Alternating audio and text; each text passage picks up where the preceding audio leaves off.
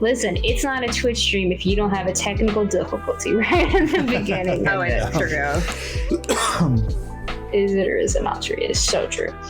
All right, everyone. Hi, this is Dungeons and Downtime. On my this side, I have Jace. On this side, I have Josh. I won't discriminate. I like both these Jays, and they're the best. So I can pick. But they are here to talk about D&D stuff. I've been streaming forever. Very rusty. There's no AC in my house. And this is going to be fun. Yeah. It's going to be great. That'll be amazing. I can tell you, when you don't have AC, drinks get warm in like 2 seconds. It's so much fun. This is the perfect time of year to have no AC too. So yeah. Oh, it is. Yeah, totally. It's like the 1 year anniversary of buying our house. And so our house was like, let me break. Our warranty went out like 3 days ago. Yep. Great. That's exactly. It knows when the warranty is going to go out. Feels like someone came to my AC unit and was like, did a hit on it as soon as the warranty was out. Some AC company was like, they were. Got these guys. They're like, all right, fuck up their software for their fan now. It's great. Also, I was late because I was building a D&D character for something else. How iconic is that? I feel like that's so in line. That's powerful of you. Yeah. It is. I think it is. Like, that's very funny. All right. So we do a few different segments on the show. This is a show, like a game show. And usually the first thing we do is we talk about the last session we played that is much farther than the one that just came out. And we will vaguely describe what happened with it.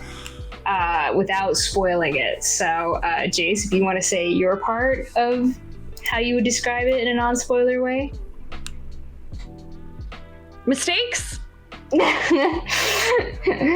I like mistakes.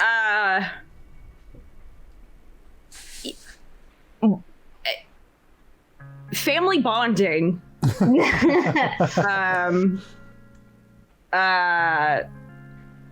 Yeah, I think, what else? Horror. I think horror show, yes. Greek show, and a horror show. Oh, Yeah. I like it. There we go. That's how I'm going to sum it up. Yeah. Mine is half the party got into small to medium trouble, and the other half of the party got into medium to large trouble. Maybe large to extra large. Well, we don't know how much of their trouble has panned out truly yet, so. True. Yeah, but so far They have time. They have time.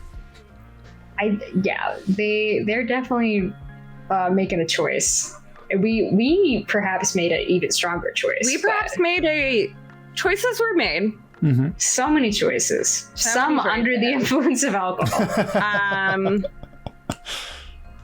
Great rolls, high rolls, paid off. Rolls. At what cost? At what cost? High rolls, and to what? And to what end? Is there anything you want to say about last session, Josh, in a vague way? Well, it was a long time coming.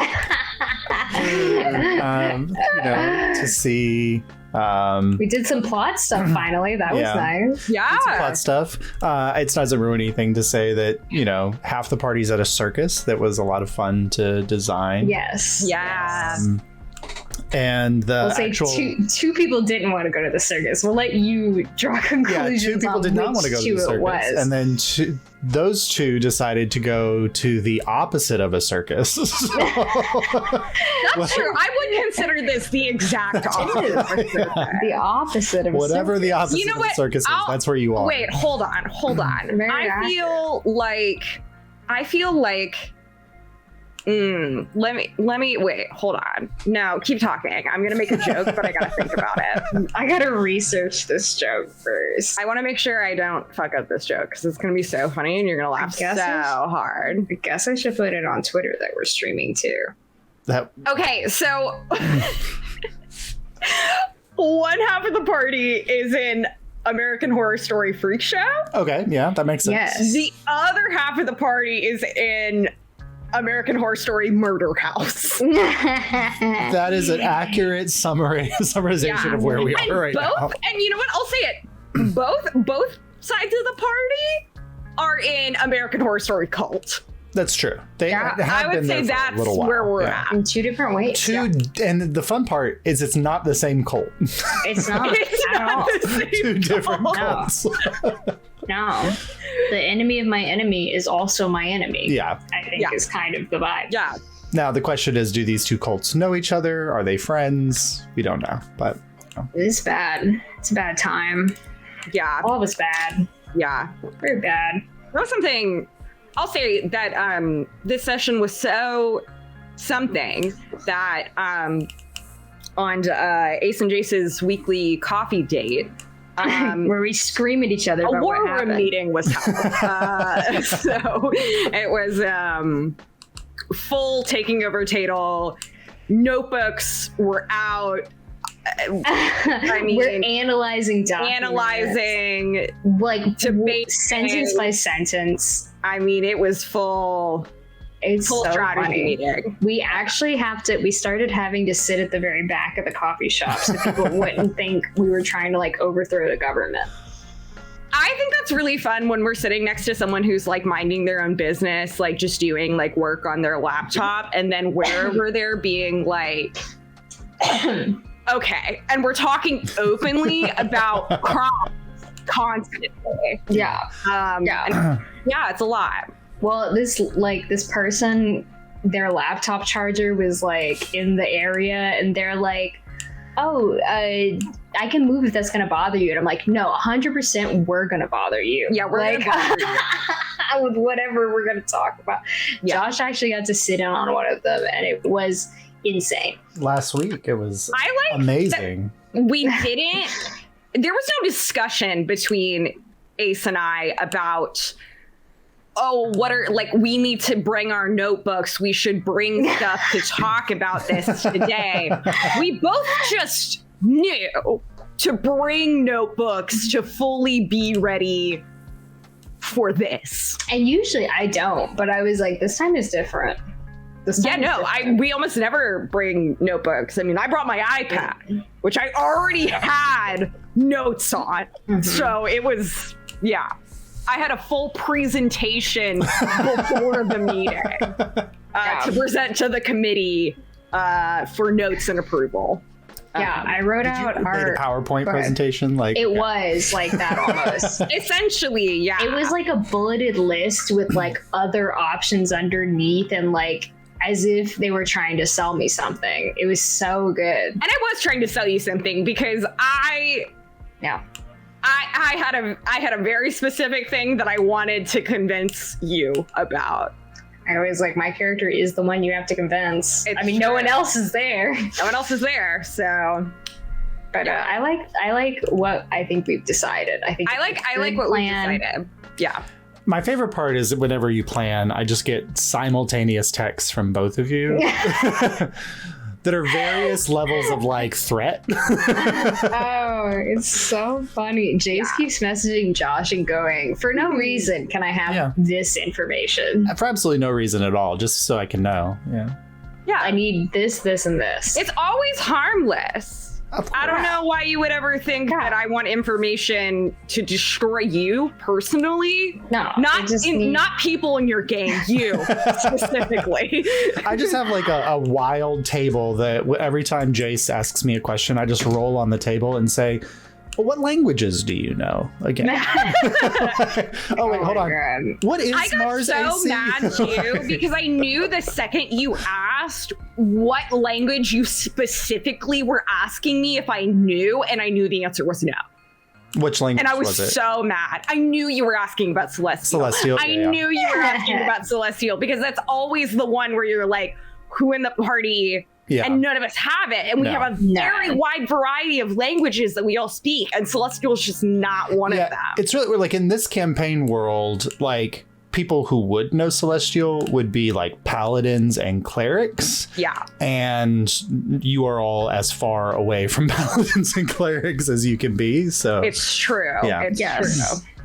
Oh my God, D&D Sluggers is in the chat. Hi, friends. D&D sluggers. They said iced coffee. I just made a hot cup. Well, You know what? That's valid. I'm the hot coffee drinker. To be fair, I'm not a Jace big iced coffee fan. Yeah. Jace drank iced coffee and then hot coffee today. It was powerful of me. It was powerful. I've had to switch over to iced coffee. I drink hot coffee on almost a daily basis, but when we go to our usual coffee joint, I usually will get iced coffee these days because it's so humid. Yeah. But honestly, I've had to start going back because I'm such a cold-natured individual.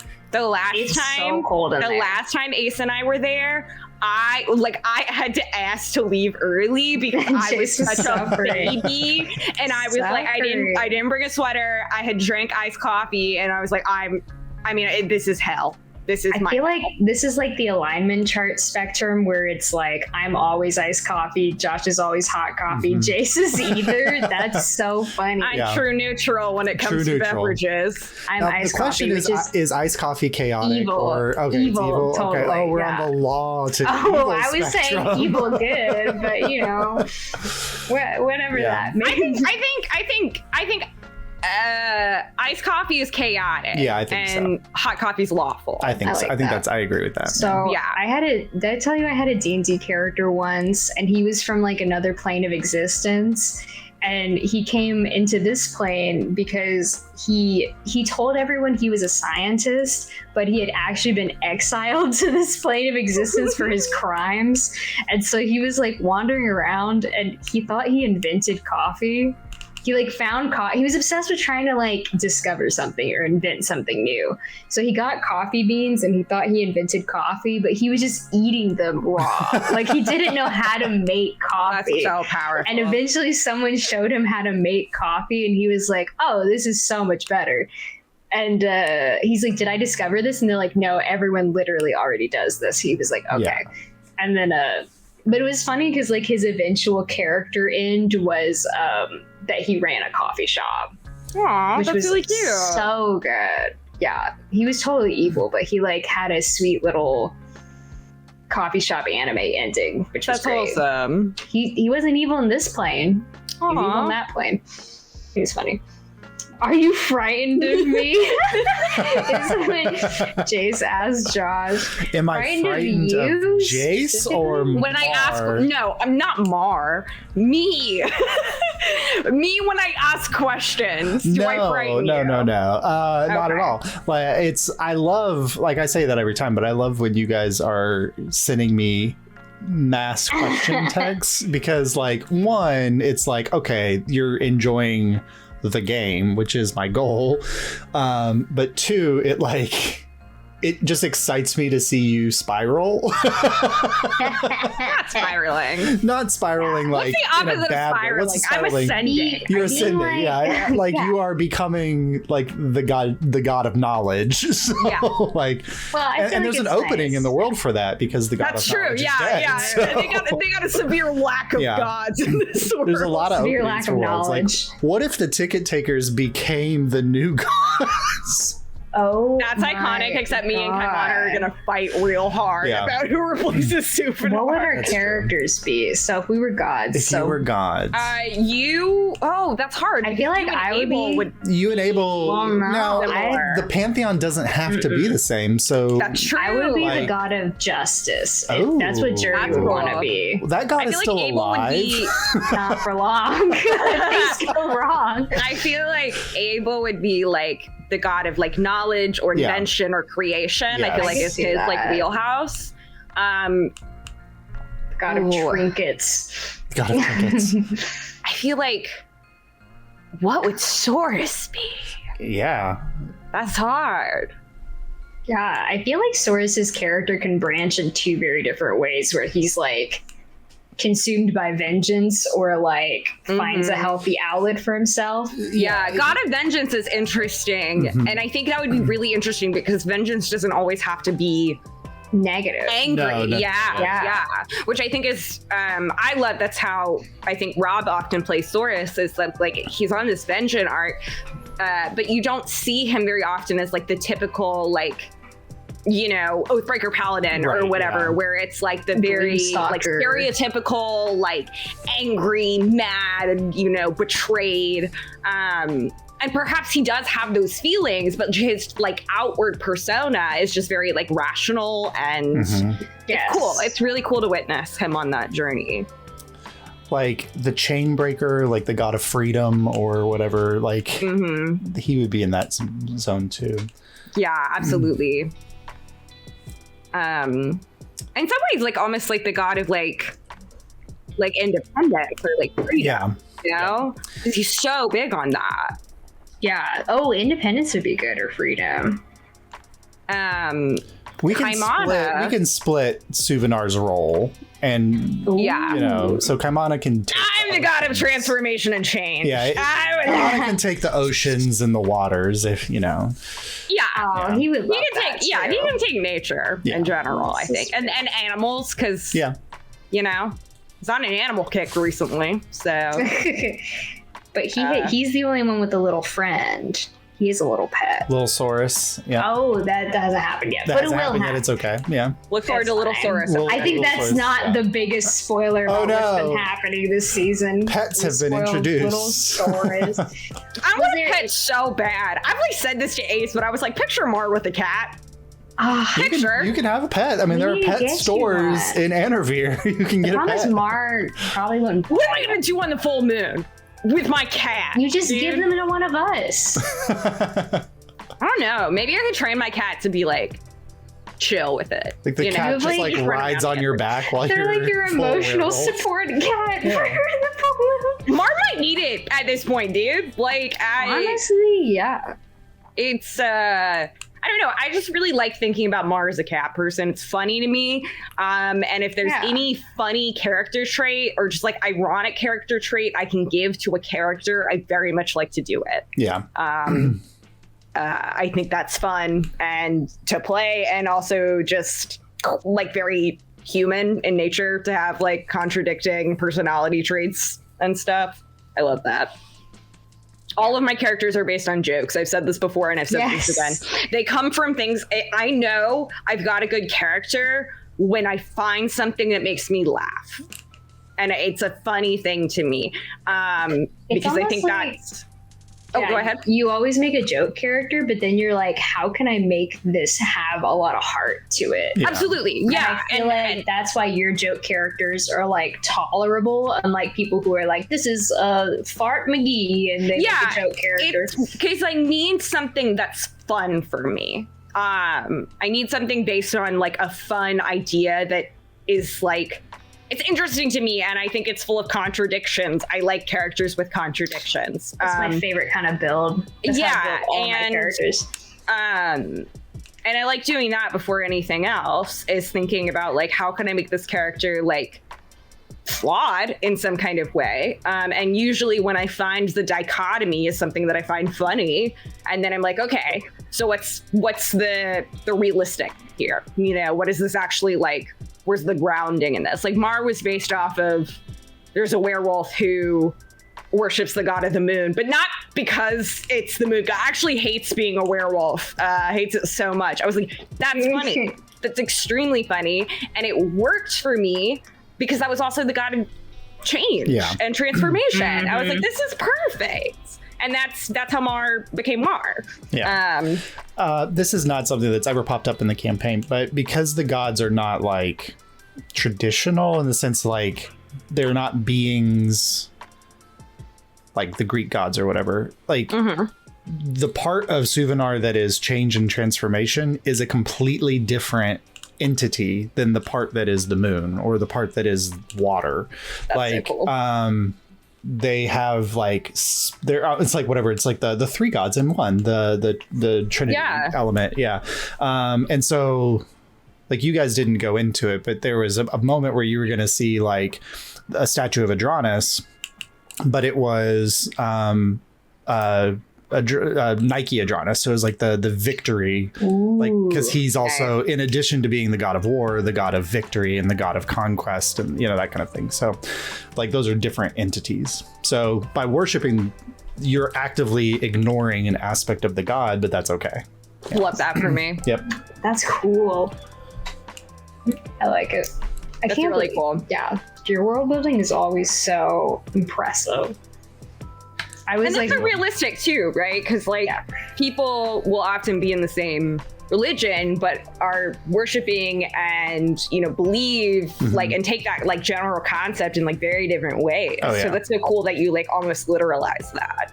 Literalize? I don't know. Just take it. You made that literal.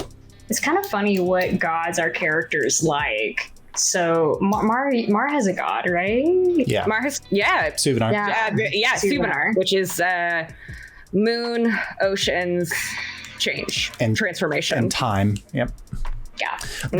Which are all aspects of water. And so you like initially they were the god of water, but as they created the world, all these other elements took shape as well that were connected into water and stuff. Yep. And Kaimana worships that same god for very different reasons. Yes.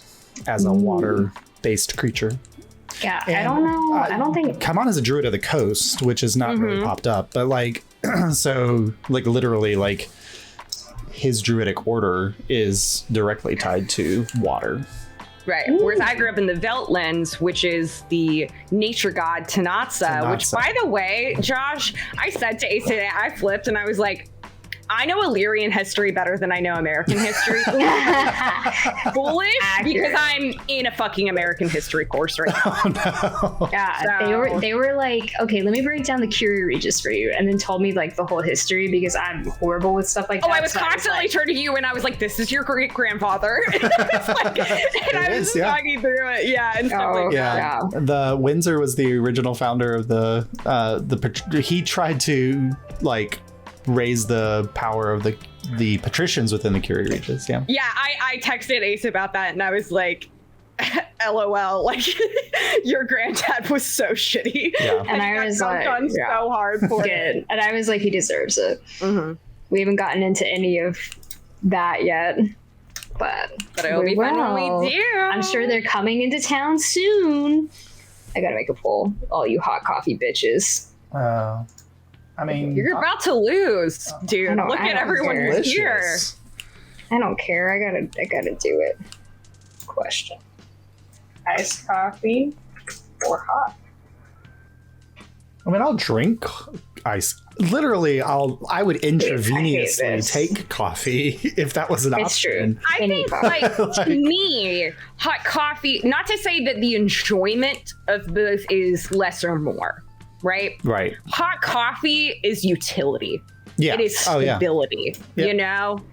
See, hot coffee makes me. It's a fun little treat. That's the difference. You know? I'll agree with that. Like if I'm getting coffee at like 5 o'clock or 4 o'clock in the afternoon or whatever, I'm gonna get an iced coffee because it's a nice treat. Right. But in the morning, I need piping hot, full caffeine. Just Absolutely. The thing is, does nothing for me. Hot coffee. No energy. No nothing. Well, makes me sleepy. I don't know if hot coffee does anything for me, but it is the routine of having a warm beverage in the morning that makes me feel alive. I'll agree with that. It makes me the opposite. I'm like, I want to go to sleep, which I hear is an ADHD thing. So I was gonna say, like, makes sense. ADHD as a neurodivergent thing, like caffeine has a different effect on our brains. The worst thing to figure out as a barista. Because I would just drink so much hot coffee and be like, why nothing? Well, I would get lectured as a college student or as a child or whatever about drinking caffeine at certain hours of the night. But I can drink a cup of coffee at 10 o'clock at night and be in bed at 11. Like I used to be, and then my body changed, and now I have to cut off caffeine by 5 p.m. 5 p.m. is my hard no caffeine. Not that I sleep anyway, which is like fucked up. I mean, I really don't sleep at all. You really don't. My favorite memory is Jace sent me something once, and they're like, "Look, I know you're not awake." And in 2 seconds, I replied. It was 2:30 a.m. Yeah, I was like, I literally. Here's the thing, though. I was on my phone. I texted Ace. It was like some meme or something, and I was like, "I know you're not awake right now, but I have to show you this, and I hope you enjoy it when you wake up."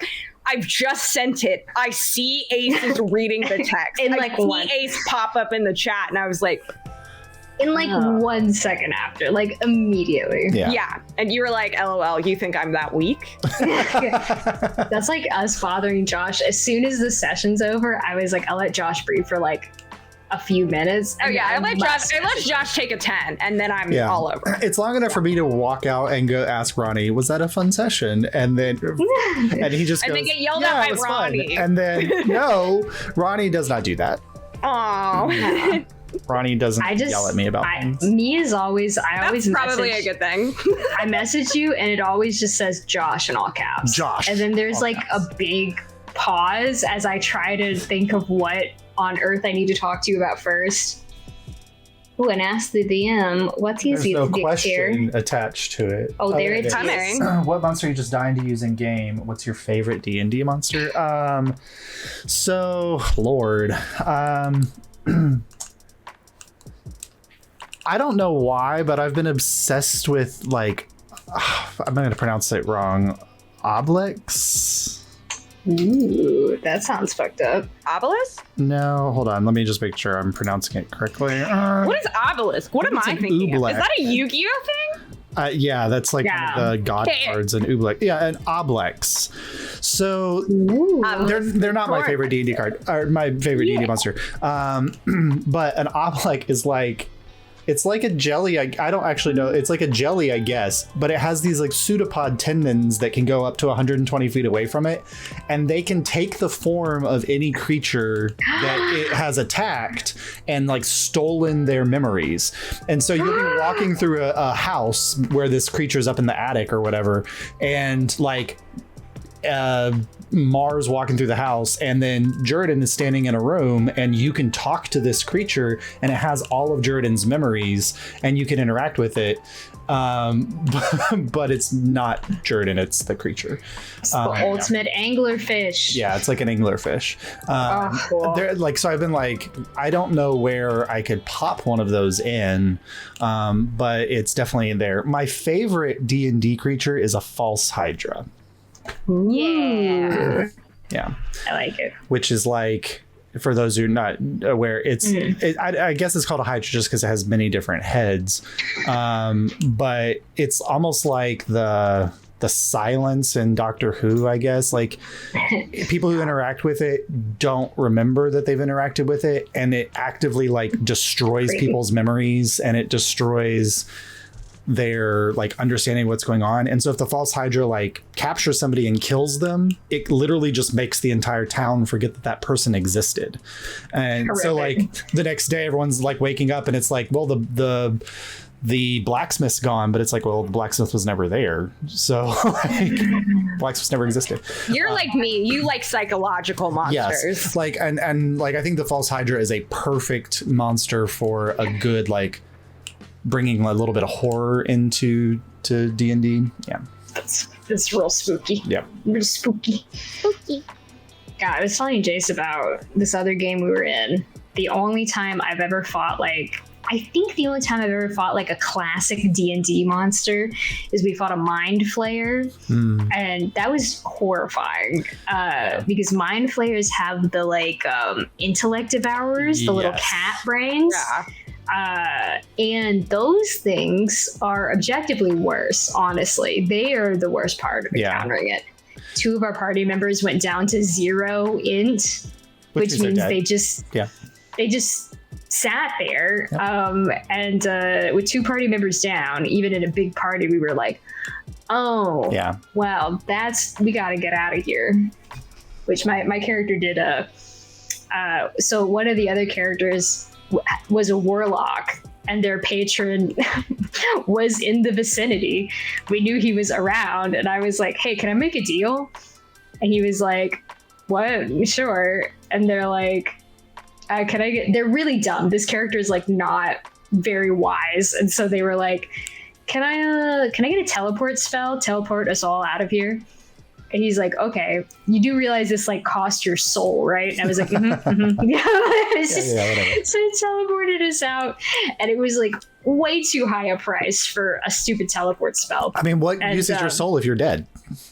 Oh yeah, that's true. But it was it's so funny because my character just did not realize how important it was, and then afterwards would just guilt everyone about it to like buy them stuff.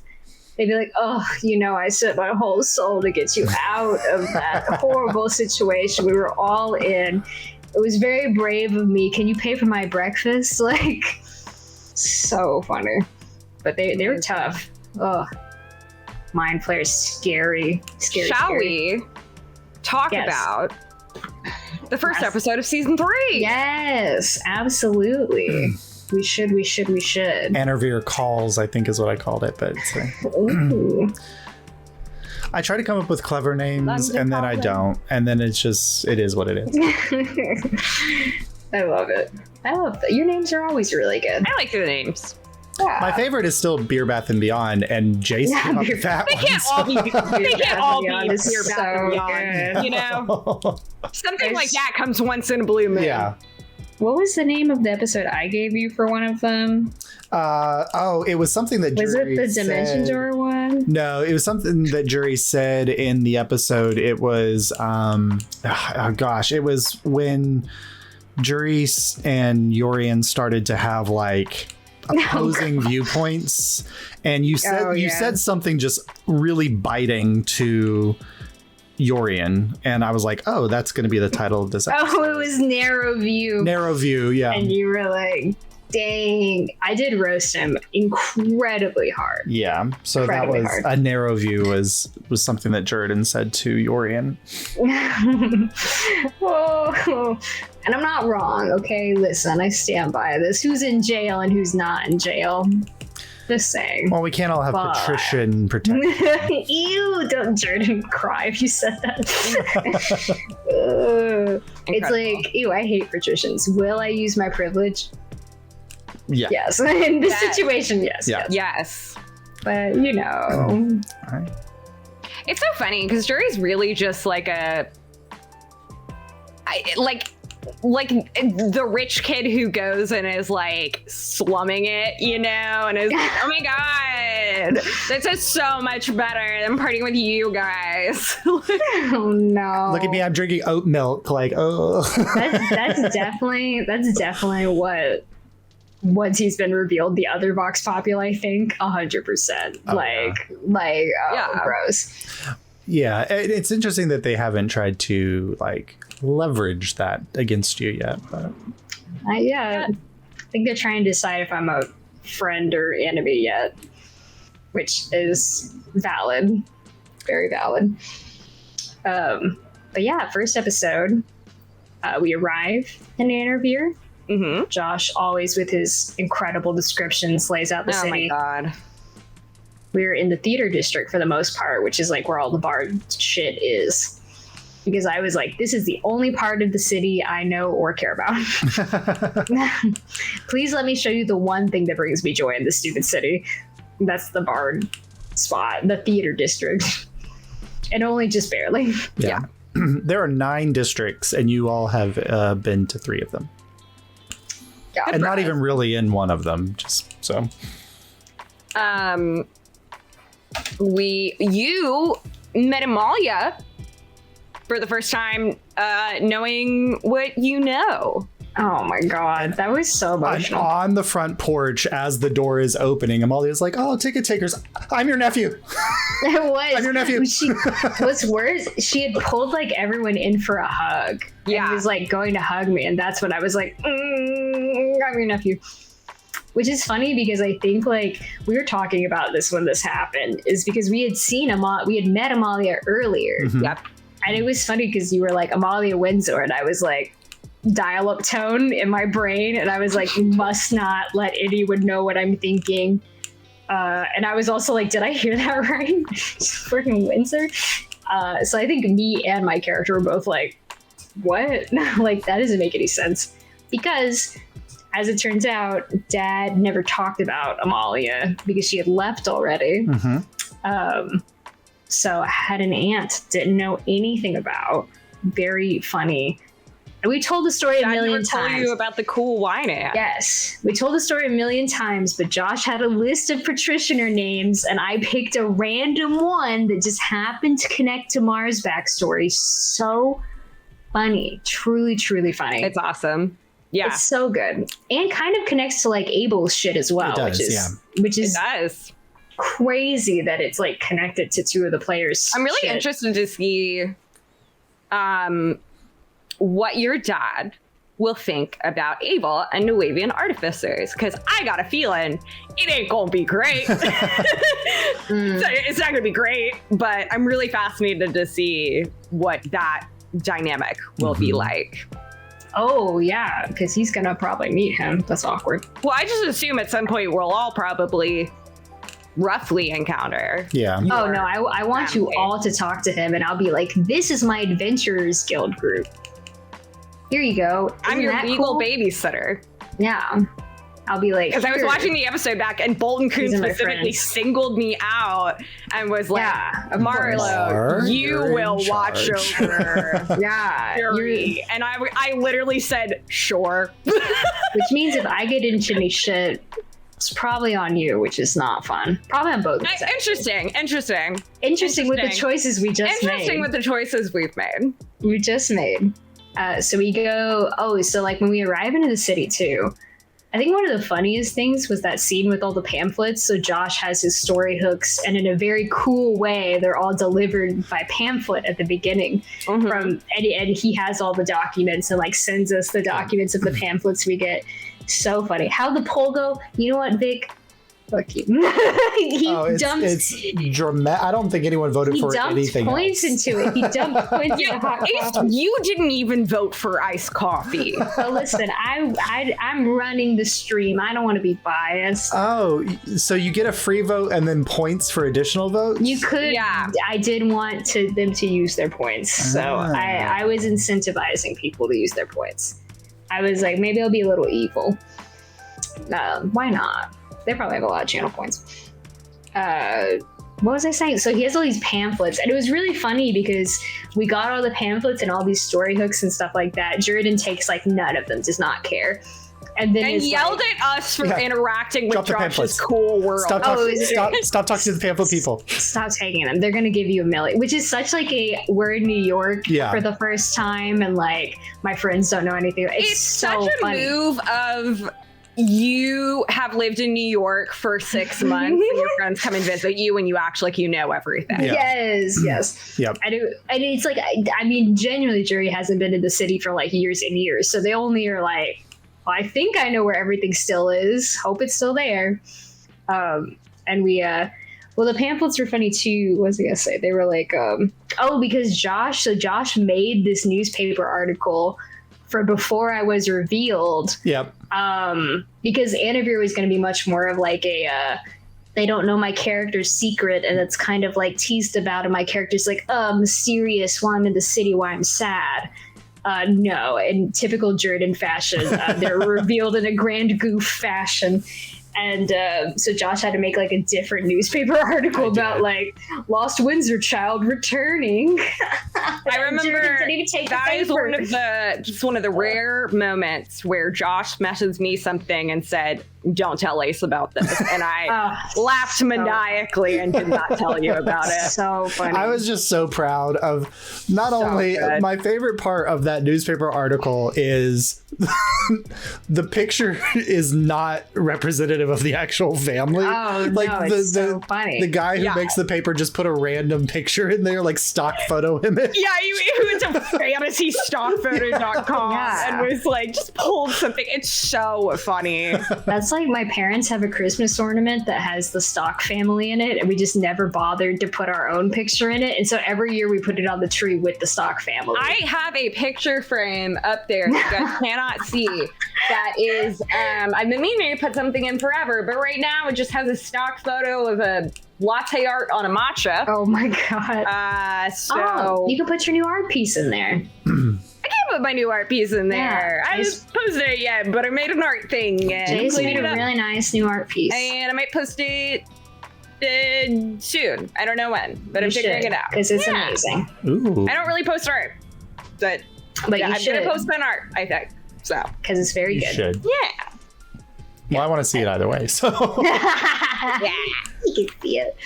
I'll message it to you. Okay. So we went in, and then I think I was like, so Bolton was like, hey, you have to behave in the city. Hey, bestie. Hey, don't fuck this up for me anymore. And he's like, you have to report to your dad, this and that, whatever. And then I was like, I know where we should stay, and took us to the Naiad's Bargain,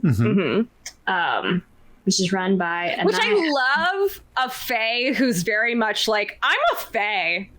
I'm a fae. Do you want to make a deal with me? Do you want to make a deal right now with me, a fae? I love that energy. It was so great. I'm also really surprised no one else in the party has made a deal, because Soros was like really considering it, and then he was like, I'll be honest, I thought about it. Ooh, what would you make a deal for? Is it secret? Secret, but if I end up not doing it, I'll tell you. Okay, that's always fair. But will you tell us about the Naiad owner and like some of the characters? Josh, you'll describe them. They're very cool. Let me pull up her. Josh had to personally victimize me with one of the characters. Personally victimized. I was trying to give you a palate cleanser. It's true. Naira is a palate cleanser. it's a little treat. So Naiad's Bargain is like, it's a standard like D&D tavern, I guess, on the outside, but it is run by a Naiad, and she makes deals with people who come and agree to perform, and if they do a good enough job with their performance, they fulfill this bargain with her, and they can get a kind of boon. Her name's Tallulah, which is like my favorite name ever. I love her. And like she's just got this hole in the wall in the theater district, competing against much larger, more flashy venues. So she's kind of like what I always imagine, like in Raleigh, there's like the Cat's Cradle, like like the bar and the where you go see like up and coming bands or whatever, and like that's my childhood was full of a lot of legally going to Cat's Cradle. Very legally. Wink, wink. Statute of limitations is up, baby. And the bartender, there are 3 bartenders, but you guys have only interacted with Nairoy. Nairoy is Tallulah somehow manages to the other 2 bartenders have similar kind of backstories, but she manages to kind of like attract young and potential people, maybe not people who have met their potential but have it, and they just kind of find their way to her. The question is, like, has Nairoy made a bargain with the Naiad? Interesting. And he's a powder blue tiefling. He's covered in tattoos. He is a writer, and he is canonically the inventor of short fiction in Illyria.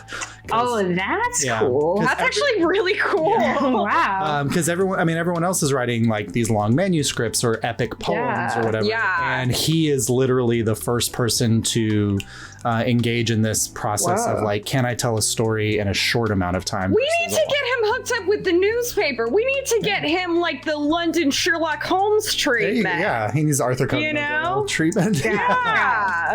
He's a little in my mind kind of based off like a young John Steinbeck, like super like laid back but like worldly and like wants to like travel around the world and see things.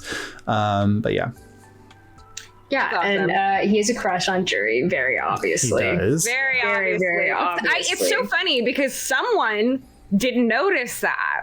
Oh, it's great. We always talk about like anti-tropes or like going against tropes, and part of this bard build when I was making Juri was like not charming in the traditional way. You know, they're very charismatic in the sense they can like get a group of people together behind a cause and do like their charisma is based on different things. And actually their intimidation score is better than their intimidation deception is really high, because that's how I like to play bards.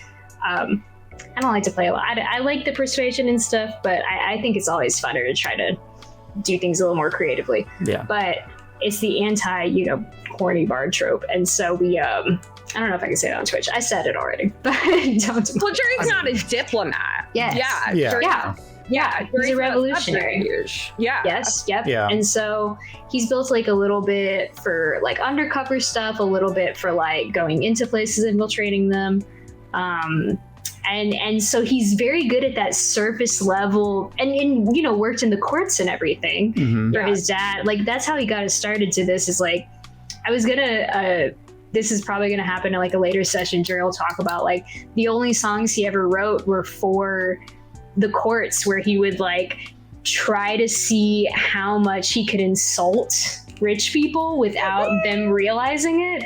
I love that. How close he could get to that line. That's awesome. Which I think is super funny. And so that's the kind of stuff that he was like into. And so he's very different from that stereotype. So the idea that like forming a real relationship or like actually hitting on someone, he's like, I no idea, absolutely no idea what that means. Yeah. No. And probably a lot of distrust if you were like in a spy organization for a long time. He actually said something about it when we were talking to the risk breakers for the first time, where he gave us the mission and then he morphed into someone else and went off to like go gather information. And I was like, that's why I don't date in this town. I mean, if you were Vox Populi, that's true. Who do you even trust at that point? You can't trust anyone.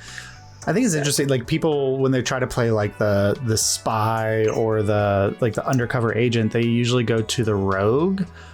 But honestly, a bard is a far better choice. It's so much fun. It's like a lot funner to do, especially like a bard noble who like rejected that part of themselves and like went off to do that kind of thing. I think is really fun, and knowing that even if the organization they were a part of knew about that part of them, they wouldn't. That's like their only home or family. And even then they don't feel fully accepted or like honest. So Jordan's on this like honesty kick, trying to be more honest with people. But can you, when you're like, you were part of a spy organization people still shouldn't know about? And before that you were like awkwardly a noble and have a weird relationship with your parents. I mean, that's what else do you talk about? You're like, oh, I had some food earlier. That was nice. It's gonna be they're just so awkward about it. It's very funny. Well, I love that too, because I think I've said this before, but I didn't plan for Mar to be have romances in this game like at all. Yes. And it came up very organically, and I thought it was, again, I go with things that I think are super ironic and I lean into it. And it was based off a couple of things, but it really nailed down in that first kind of conversation she had with Daisy, where I was just like, how is this working? I was like, this is working. This is crazy. That like I'm being like, I'm a little trash fire over here trying to flirt. This is hysterical. And part of it was that I didn't expect Josh to respond. I was just like, oh, Mar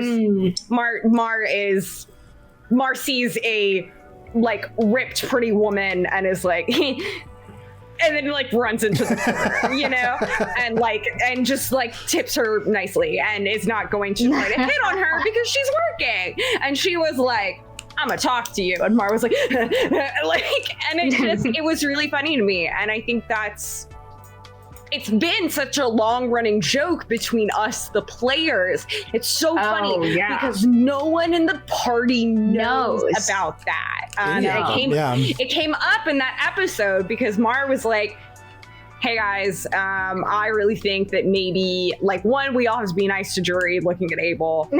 Like, two, like, don't engage when Juri tries to start a fight. And I was like, and two, like, maybe we gotta help Juri kind of just emotionally move on from this. And if that's them, going on a date or, just moving on emotionally from Yuri, and then so be it. And Kaimana was the one who was like, this is really weird coming from you, Mar. This is really weird because you don't do romance. I've never thought of you like that. And I was like, I laughed. I laughed as Mar. So funny. And had this internal debate of like, what the fuck do you say? What do you say to this? Well, also keeping in mind that an 11-year-old is confronting you about something where you're like, I want to say something here really badly, but I'm never going to say this out loud, not like, much less to you. So and I was always so in character about that stuff. I mean, like every now and then. He played it so straight, and it was wonderful. It was a wonderful moment. It's so good when you metagame just a little bit in the right way to like make a joke land. Like you did that. You did that this episode. I do it all the time because we were talking about Eris. With Amalia, and you were like, "Who's Eris?" And I clarified, and you were like, "Oh, a woman," and I immediately was like, "No," and it was really funny because you knew, obviously, everything I had told you about Eris, everything from the Lost Adventures about Eris, and you played that moment because you knew it would get a reaction out of me. Oh yeah, it was great. It was so a great moment. And then there is when Lunaria sends you, I think it happens in this episode, Lunaria sends you a message. And the pseudo dragon message was like, Lunaria is sending you personal messages, which is also like a meme. I told you to shut the fuck up. and then said, quote, this was what made me laugh. I was like, is this what this week's gonna be? Yes. And I think being, 4 episodes into Anarvir now? Yeah. Yeah. A little bit. You got your revenge, though. And to be fair, at every turn, it does seem like something bad happens to Juridan. Juridan's like, you know what? Anarvir is going to be my city. And I got back, and I think pretty much anytime there's been a small inconvenience or something bad, it's definitely happened. So, it's just funny. I don't think he's like... In Feldsmore, he was truly like in despair about everything, but I think in Anarvir, he's more like, whatever, like, who cares? Like, I have a weird found family now, and you have your people now. Yeah, you've got some protection. Yeah, and that's a big difference. Yeah, and I don't know if we said it last time, but I feel like it's kind of the vibe of like, I'm in this city where I had like a miserable time last time I was here, but I'm like happy with myself now.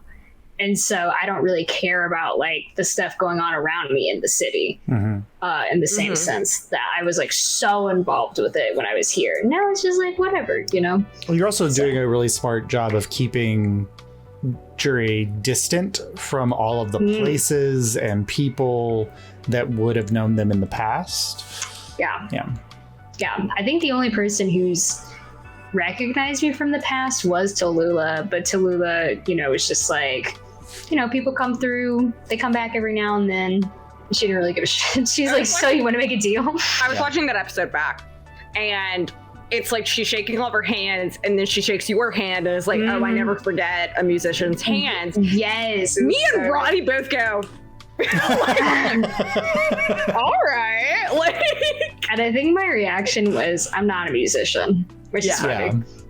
I was like, which is like another like fun part. You were like, I played here in college. Yeah, I was like, what? I went to school, like dropped out a window, different. Yeah. You and Abel also went at each other hard in this episode, which I want you to talk about. I want to hear you talk about this. This was the first time Abel fought back really rough. And I think I know why it was, which was interesting. So me and Abel have been getting into these like petty squabbles in which I've that just was very one-sided. Yeah. But here's the thing. So we were like going along in the tram and the people mover. And I keep calling it the people mover just because that's what's at Disney World, but it's I know, but it's canonically right? It's canonically the people mover of Tomorrowland. I just keep calling it that. No, it is now. Yeah. It is. And every time I picture that, like when we're on the people mover, I picture that we are on the goddamn ride. This is so funny because the part, like 3 on one side, 2 on the other, looking at each other as we're like looking down at like Disney passengers, and it's like great. I have no idea what that term is from. Stuff like that. It's Tomorrowland, Disney World. Yeah, I love Tomorrowland. In my mind, it looks more like a San Francisco streetcar. But I keep calling it a people mover. More like a trolley. Yeah. That's so funny. It has to be. I mean, I'm gonna keep calling it the people mover. Like, are you guys gonna use the people mover? Like, that's just what. I like it a lot. Every time it makes me laugh. Well, I just think it's like that was clearly named by an artificer who is like, I just need a name. What does it do? It moves people. It's a people mover. Like, that's so good. Yeah. We but yeah, so like me and Abel are on the tram, and we were kind of like picking at each other before, but then I said something about him going back to the Violet Cloister, and I was like, oh, you've never seen the inside of it, huh? Me either. Like, or I said, I've never seen the inside of it. I guess you haven't either. Something so petty like that. And I think finally getting at that kicked him into it. And I can't remember what he said to me, but he too came for me. I think he talked about me being sketchy and like, oh my God, it was awesome. I was like, yes, he finally fought back. Oh, it was so good. You were running at each other like cats. Yeah. It was You guys had to stop us because we wouldn't stop being petty. And I had to stop you. No, Kaimon and Source were willing to let this happen. Oh, yeah. And I was like, well, I guess I have to mom right now. And I feel like after that, it definitely has cooled off a little bit, but we're definitely still like making snide remarks to each other, it seems.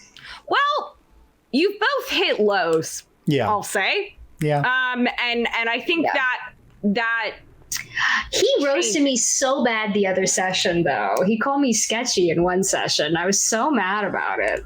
He called out my romantic decisions, and I forget what episode it was, but he like clapped back at me super hard and was like, I hadn't even come for him, and he said something like, well, I don't think we should trust your judgment based on your romantic decisions. And I was like, I remember that moment because we all died.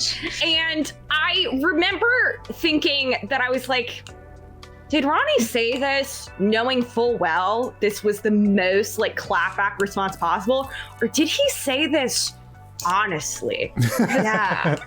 I don't know which one is more terrifying. That like if he came for it being like, I know this is gonna ruin your life when I say this, or if he just genuinely off the cuff just said that. Yeah. Well, I think the funnier thing is Jordan just laughed at him. He was like, yeah, that's good. Like, keep up with that. That's it was so like, funny. That gave him like a point in your book. Yeah. It was great. It should have been bad, but I was like, respect. I'm waiting for Juri and Abel to become friends, like real friends, because that will be a terrifying duo. So bad. Mar wants it so bad. I have plans for us to talk soon. No, I mean, I know what your plans are, and they're dastardly. Dastardly is such a mean word, but we do like there are a few things that Abel needs to clarify about himself as a character before Jordan will like trust him. I hate that about Juri. I'm gonna go off on rant about you. I'm gonna let you because I was going to, but go ahead. I'm gonna roll up my sleeves and get on you about this. Juri's whole thing. And I love you. Ace, this is not me coming for you because I think you've made a delightfully hypocritical character. No, it's great. Yes, absolutely. And I'm going to destroy him in front of God and everyone. In front of the 9 and everyone. Okay? So this little bitch rolls up and is like, I don't know enough about you. Why did you leave? It has to be some like deep, meaningful reason, you know? And it's like, maybe he just fucking left. Do you ever think about that? Because not everybody has to have sketchy ulterior motives just because your ass does. And you constantly with Mar, Juri's like, oh, I have to do everything about your secret order because I don't trust it. Whereas Mar's been fucking upfront with you of like, I don't trust this order. I told you point blank in this episode, I was forced to join it because of the law. And Juri's still like, I have to know more about it. I have to know. I don't trust it, and I'm not gonna trust you. Where it's like, bitch, we've seen your whole organization commit child murder. So I don't want to fucking hear it from you, dude. To be fair, yeah. No, I get it. I get it. Yeah. But that was my she lives in a bubble, dude. Yeah. That was my reaction. yeah. Well, he doesn't. I mean, he would die for Mar. Obviously, me and Mar have a sibling bond now. Absolutely. But it's now we do siblings so fast. I think the dynamic has very much changed because in watching the episode back, when genuinely, like, joke aside, when you found out and Amalia and I explained that like the order is mandatory for lycanthropes to some extent. And the way Amalia was able to dodge is her patrician status, and also the fact that it was created like after she had been a lycanthrope for a long time.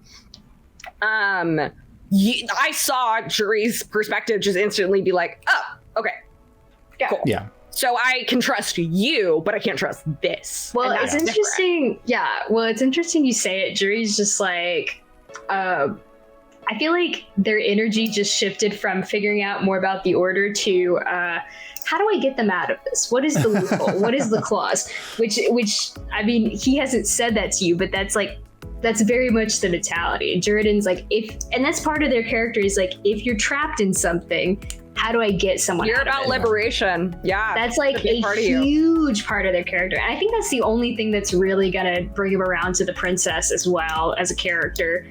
The idea that she's you constantly are like, Juri hates the princess, and I'm like, get in one conversation with Allura. He hasn't had a chance. Allura I know. The best. I know, but Juri doesn't know that. When Mar first met the princess, Mar was like, oh, Jesus Christ, I have to talk to the princess now? Fuck this. Because Mar grew up in the farmlands being like, yeah, the crown just fucks all of us over. But I haven't had that chance.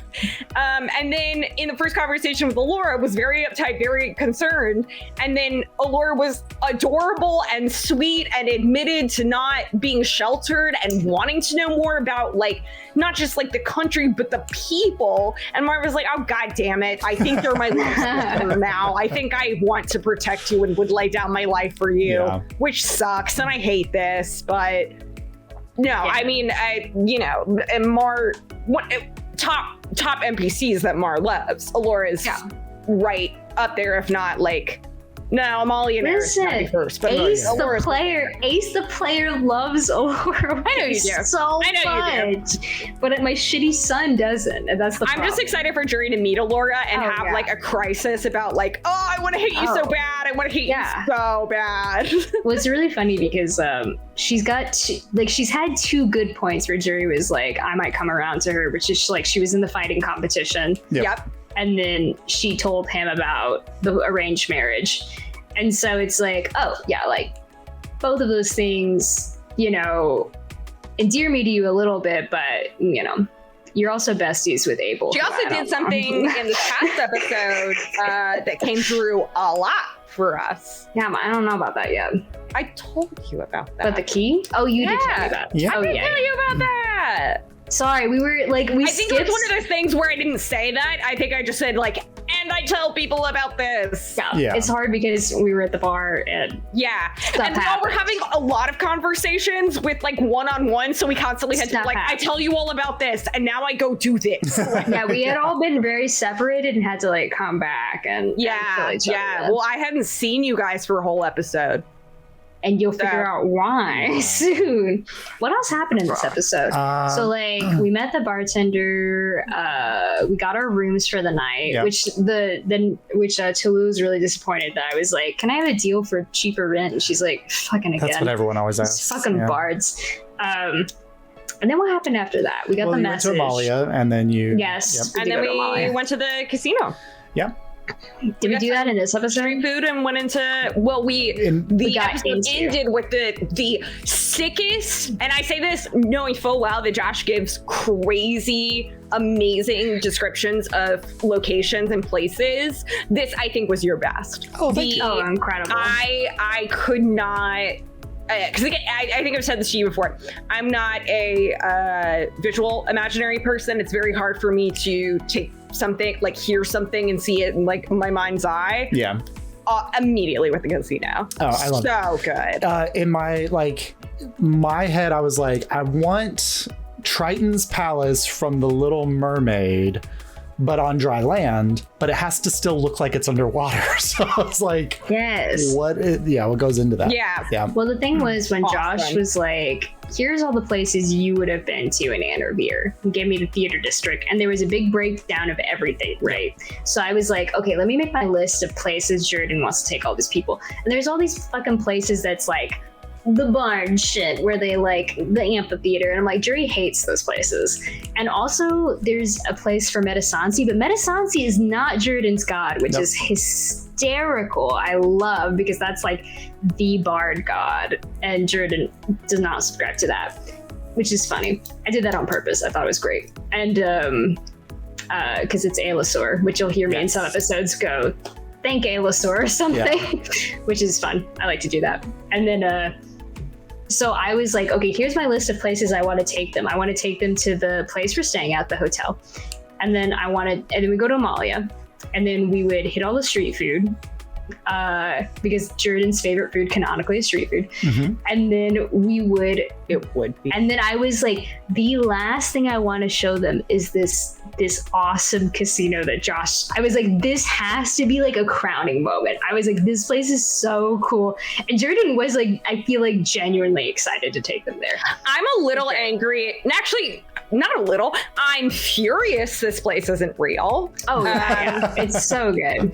I think I said this to you before, where the first Percy Jackson novel, The Lightning Thief, mimics the Odyssey, and puts it in modern day America. What it does with the Lotus Eaters is that it makes it a casino. Yes. Makes it a hotel casino. And it's, instead of bringing you into peaceful apathy, it's the same kind of idea, but instead of like sleeping, you're sucked into materialism. And it's I mean, the way the author describes it is just like crazy, magical, amazing. And I was like, that's so that's so what this is. Yeah. And I love that. Here's my favorite piece of lore about the casino. The person who owns the casino, which I won't ruin because that's next episode, purposely named it as a knockoff of Naiad's Bargain.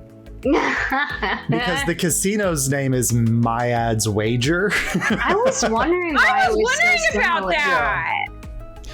Yep. And like canonically, the drinks. Oh my are god, better did they and have cheaper. beef?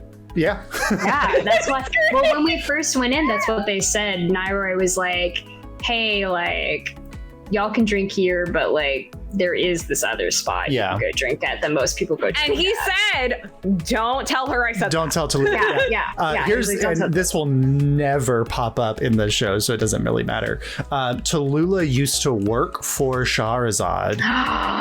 Scandal. Tallulah came to the material plane, came to Anarvir, opened up their shop, and then Shahrazad has his issues. Tallulah, we love a girl boss. Yeah. Speaking of girl bosses, not yet. No, we got the flyer. Oh, we did get the flyer. You can talk about yes. Oh yeah, we did. I'm just saying, wait for it, gang. Make your own, be your own manager. Be your own manager. Be your own manager. And it's so funny how long it took some of the people to realize what that was. Yeah. Yeah, I wasn't in that campaign, so I was like, well, I knew about it. Yeah. Well, because I was the one who I was like, I'm gonna go talk to that NPC because I know who he is. And oh yeah, it was great. I love my favorite. Like, Twine is supposed to be selling, like, go to the shop, has no clue where he is lost. Yes. Doesn't know how to get back. Like, yeah. That's how I justified Mar going to talk to him, was this is out of pity. Yeah. This is out of pity for this poor soul. Yeah. Yeah. And Mar did like him. Mar was like, oh, you shouldn't be here. You shouldn't be here at all. No, Twine should be in the woods somewhere. Yeah. It's like, you should be like sitting in a little field somewhere, bud. Looking at the clouds. And I love the voice you do for Twine. It's very good. It. It's very sweet. He's very. I've realized it's also the same voice I do for wild creatures or wild animals. Any little animal. It is. Josh has a little animal voice, and it's kind of fucking iconic. It's so good. It just instantly endears you to whatever it is. Voices Josh has in this show: little animal, hot woman, hot man. hot man. No, it's great. There you go. That's what I got. Don't do accents, but I got those. Oh my god, shut up. He does amazing voices across the board. Everyone Like, just there's, defaults to British, and I'm waiting for somebody It's to go, true. wait a second, like, is everybody in Illyria British? Well, like Marlo kind of has like. Well, a I'm British Illyrian, thing. and I got Yeah, You so, do like, British, yeah. kind of canonically, Illyria Yeah. is Britishy. Yeah. Jordan, I feel like yeah, lost I mean, it their makes accent. sense. I think that, like, you know, the members of the Crown, Yes. a lot of the Hero Regis has that accent. Like, it makes sense that I think a lot of people would have that same kind of dialect. And I know, like, where people from certain regions, they have different regional dialects. You all just haven't interacted with a lot of people from Yeah. other regions. I know there are people with Southern accents somewhere. Yeah. Oh, I know well, there I mean, are. they're in Bogtown, like, so. Jordan good did for the them. Southern accent. Yeah. Yeah, and I also feel like it was funny because when I was trying to, this is like totally not canonical, but you could think of it this way, is when I was first trying to like figure out what my Jordan voice would be, I was kind of like, Mar was talking a lot to me, so I was like kind of doing a little bit of the Britishy thing, and I was like, is that gonna be it? And then, so I like to think in canon, Juri did talk like that when they lived in Illyria, and then they moved out and lost their accent, but when they met Mar, they like started to adapt it They again, went and back they're to like, the ew, British. gross, Yeah. no. So Yeah. That's it's funny. great, it's great. I was like, that's totally not intentional, but Mars it's is so very fun to read loose. it. Yeah, Yeah. Mars' voice is more of a pitch thing for me than Oh, it I is love an Mars' accent. voice. But yeah, it's got a little bit of it. Yeah. The only person I know that you've interacted with who doesn't have a British is Callianne. It Yeah, has kind of like a slightly Slavic accent. That's because which I'm weak for. I'm not saying anything about the character, but a Yeah. Slavic Yeah, accent will give me every nothing. damn it's because time. Callian's from Rheingerod, which is in the far north. Oh shit, I didn't know yeah. that. Ooh. That would be a Slavic accent, wouldn't it? Yep. I love Yeah. Callian. I love All her right, as a I have a character. proposal for the committee. Okay, the council's listening. Bathroom break, and then we Yay. come back Yes, and do. it some has been an silly- hour. We do some sillies. I was We do some sillies. literally about to say bathroom break. I was wondering. I was like, rounding I the need hour. it right now. Yeah. Rounding the hour. That works, All right, let yeah. me swap us over to our break screen, and then we'll see you guys in like 5-10 minutes. Thanks, guys, Yay. for swapping us. I'm muting us. Yay. muted. Okay. Yay! I've been sitting here like, when can we go to a bathroom break? It's been like 15 minutes for me, and I was like, we need to find a good wrap Yeah. moment for like the recap. And I Yeah. was like, Back at 8:10. Right. sure. 8:10. 8:10. See you All there. right.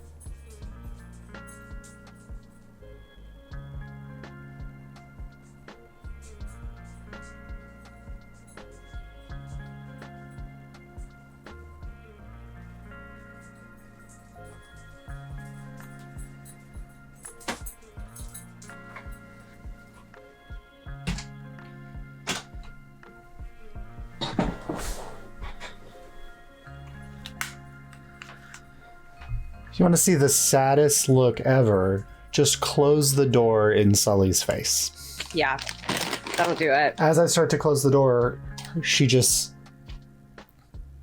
And it's just like this... Just, what are you doing, Dad? My parents' dogs are both so sad right now. One of them just got fixed. Oh, no. Well, and she's a she's a baby. And when I mean that, I mean like her whole personality is I'm a baby. And so she's just like in a cone, standing pathetically, staring at you. Like, why would you do this to me? You have to pet me now. I'm not going to lay down. I'm going to stare at you. Yeah. And then the other one is 13. She's my dog, really. But she's been having kidney problems and she's doing better. But so she's been pathetic and now she's feeling better. But I like both of them were just like going through it at the same time. And my parents were like, okay, like, cool. Thanks, guys. He's moody children in the house. Basically, yeah.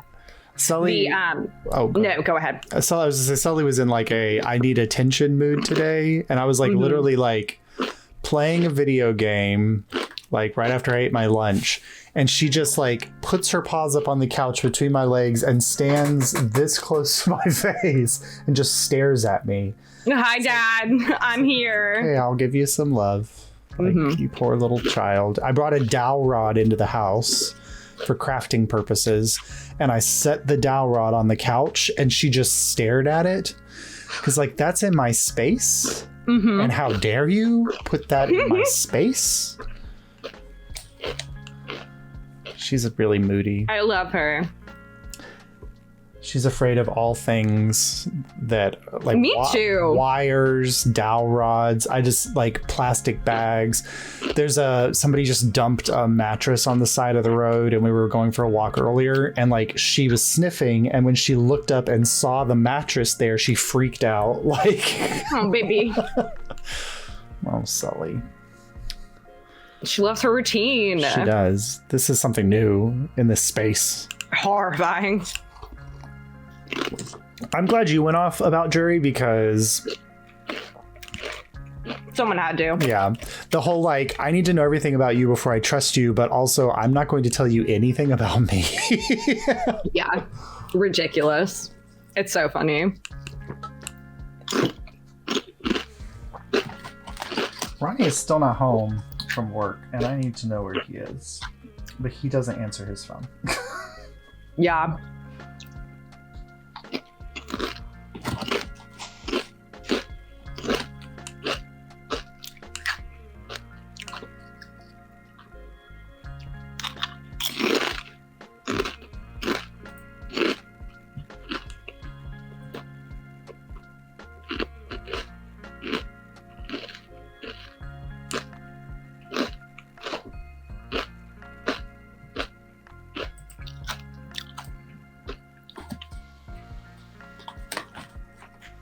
Oh.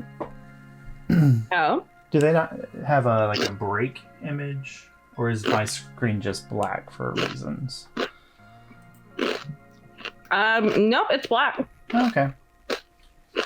I didn't, because sometimes the video goes out for me on Twitch for no reason. Yeah. It's so fucking hot. You hanging in there, bud? Cool down. It's so bad. Well, I cooled down, but then when I came back in this room, it's like, yeah, it's like 1,000,000 degrees in here. It's so bad. This room has one for AC output, and I don't know where it is, but it does not do a good job of cooling this room when I close the door. Guess what? This room doesn't even have a fan. Not even a top fan. Yeah, mine has just a ceiling nipple. Ceiling nipple. I love it. I love it. I think these rooms are almost exactly the same age, so they were like in the same rooms. Yeah, it's true. Is it not playing my break thing? It did not. Just a black screen? Yeah. I picked the... I don't know why. Oh, you know what? I think this isn't set to loop. Oh, yeah. Bruh. Okay, now it's set to there it loop. is. Yep. Why was it not set to loop? I don't know. Like, that's my one complaint about Streamlabs is it just resets all of the things that you set for it randomly for no reason. It was set to. I was pretty sure it was set not to do that. I am putting my barbecue chips away. I love a good barbecue chip. Yeah. I like them, but they like cannot be too sweet. And if they're too sweet, I don't want it. My favorite chip is, have you had the Voodoo Zaps chips? Yeah, but I don't like them that much. Oh, I love a good vinegar chip, but they're like a vinegar barbecue chip and they're perfection. See, I like a vinegar and I like a barbecue, and I don't want them to mix. But that's how I am with vinegar-based barbecue. I'm like, this and get it out of my face. I hate vinegar, and it's like all Albert wants to fucking eat in a chip. I love vinegar. No. No. But I still support you as a person. Well, thank you. This won't drive a wedge between us. Look at how much ice I had to put in my glass. Jeez. Buddy. Like, all ice. I don't even like ice in my water. But I'm simply dying. All right. Should we click back on? Let's do it. Okay, I don't know how late you guys want to go to. Do you want to do like another hour? Sure. Plan for that? Okay. I can survive another hour. Oh, I clicked this on. Hi, we're back. I still don't have AC. It's great. Just armor class, which I don't have much of either. Oh, yeah, I don't think. A great meme that was like Southerners when the AC is low and they're like melting. But it's like D&D players when the AC is low and they're just dying. It's so true. Not the same, really. Yeah, it's accurate. Yeah. So there was also a bad. joke about power, but I just didn't, whatever. But it was. Yeah. It's also, it doesn't help that like all this week we've been at fucking 90% or over humidity. Like that's been really kicking the ass. Yeah, that's the fun part. That's you go outside, your glasses fog up, and you're like, cool, great. Yeah, I don't know if I told you, Josh, though, but our like AC people, they're like, we can't fix your AC today, but here's a window unit. So they did give us a window unit. They asked if we wanted two. I should have said yes. But I was like, in my brain, I was like, we just need our bedroom for one day until they fix it. Moron time, because I don't sleep until much later. So I like to roam around the house like a little gremlin, but now I can't roam around the house. I have to be confined to quarters. And it's not like it gets cool enough at night or the humidity goes down at night to just open a window. No. And in the computer room, like magma, the computer like heats up fucking everything. Oh, Jace tells you Sonic back. I'm ready. Come on, Jace. What's a fun one? It better be good. I'm just kidding. Who cares? I mean, they're only good. Everything always is good. Yeah. Let me see. Sonic was the first video game character to be in the Macy's Day Thanksgiving Parade. Really? Yeah. In 1993. He was also the first video game character to have a balloon pop in the Macy's Thanksgiving Parade. He actually, that version of that balloon popped twice before they pulled it out, and they reintroduced it in 2011. My favorite story is that in 97, I want to say, it hit a lamppost, snagged, hit a second lamppost, fell on a police officer. Oh, no. Oh, my God. No one was hurt, so that's why this is a fun, lighthearted story. He went too fast. But it is incredible. Yeah. So. Too fast. Truly. He went too fast. I've been debating whether or not to have large balloons in the King's birthday parade. It has been an actual debate I've been having with myself. Like, would they invent large themed balloons? That's so funny. Maybe. It's just like big artificer puppets. Yeah. Like Lion King musical style. It's like a chimera and a manticore. I love manticores. So cute. Well, one almost killed Mar, so. Oh yeah, Mar feels differently about them. That's fine. Mar feels neutrally about all monsters. It's like you can taste this sword. Yeah. So also, so I don't know if Jace has told you about this, but me and Mar have such a cool build or interrogating people in Anarvir that we haven't gotten to use yet. We're gonna tell them about this? I mean, you can if you want. No, you brought it up. Let's do it. I mean, it might show up with the next session, so yeah. Perhaps. And it's that Mar has an ability. You can explain the ability. I have Blood Curse of the Anxious. Yep.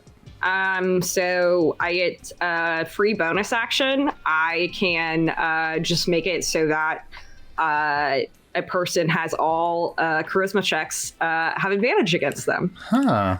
I can do that twice per long rest, short rest, pardon me. And Duridan's highest charisma skills are deception and intimidation, which I both have a +8. Both have a +8. Yeah. Incredibly. Although it feels like every time I roll deception, it does not work, which is funny. Depends who you're trying to deceive, but only if it's involving Yorian. It's true. always any roll you make that failure. is about a Yorian roll, it's always bad. It's so and Yorian funny. just.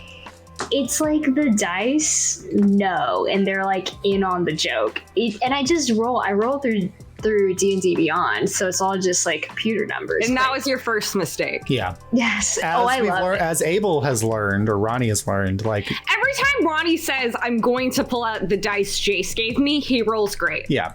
It's never failed.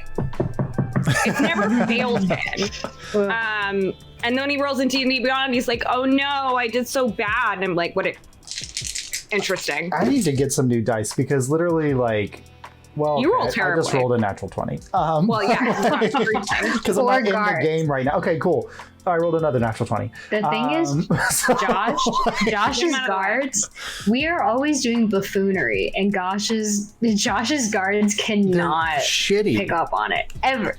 If I was an underpaid guard, I also would not do my job well. Like, they're so bad that I've thought about instituting a dice cam so you can see that I'm not just being like, oh, plot armor. No, literally every time a guard rolls, it's like a 6 or lower.